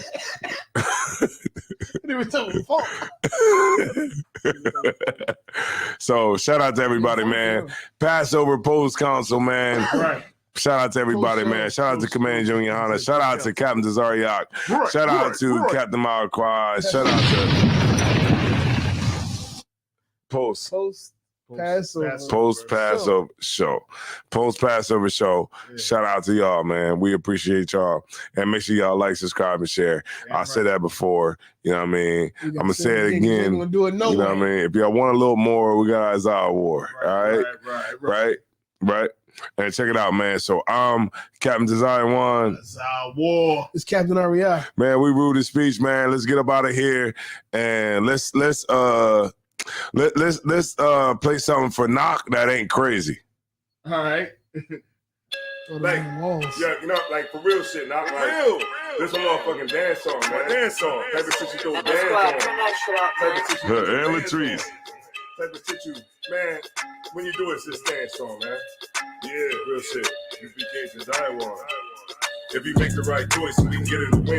If you make the right choice, we can get in the win. If you make the right choice, we can get in the win. Goddamn right, yeah, we back again. If you make the right choice, we can get in the win. If you make the right choice, we can get in the win. If you make the right choice, we can get in the win. Goddamn right, yeah, we back again. Yo, let's cut through the BS and give me your number. UPK, you know I'm under. You're rolling with a priest, Lord of least, satin sheet.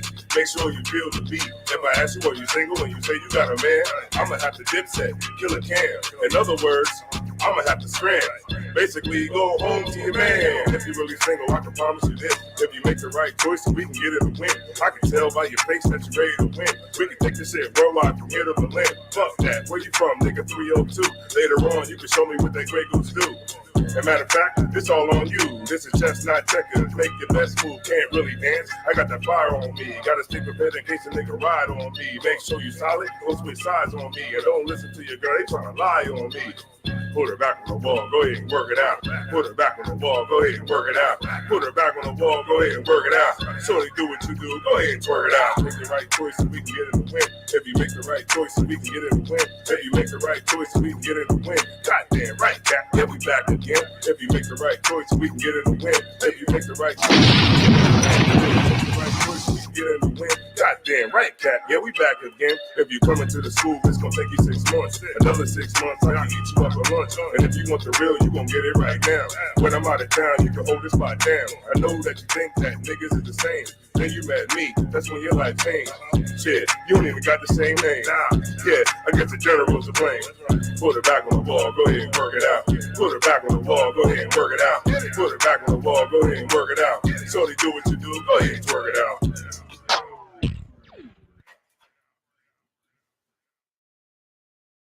All right, we out of here, man. Yo, that's it.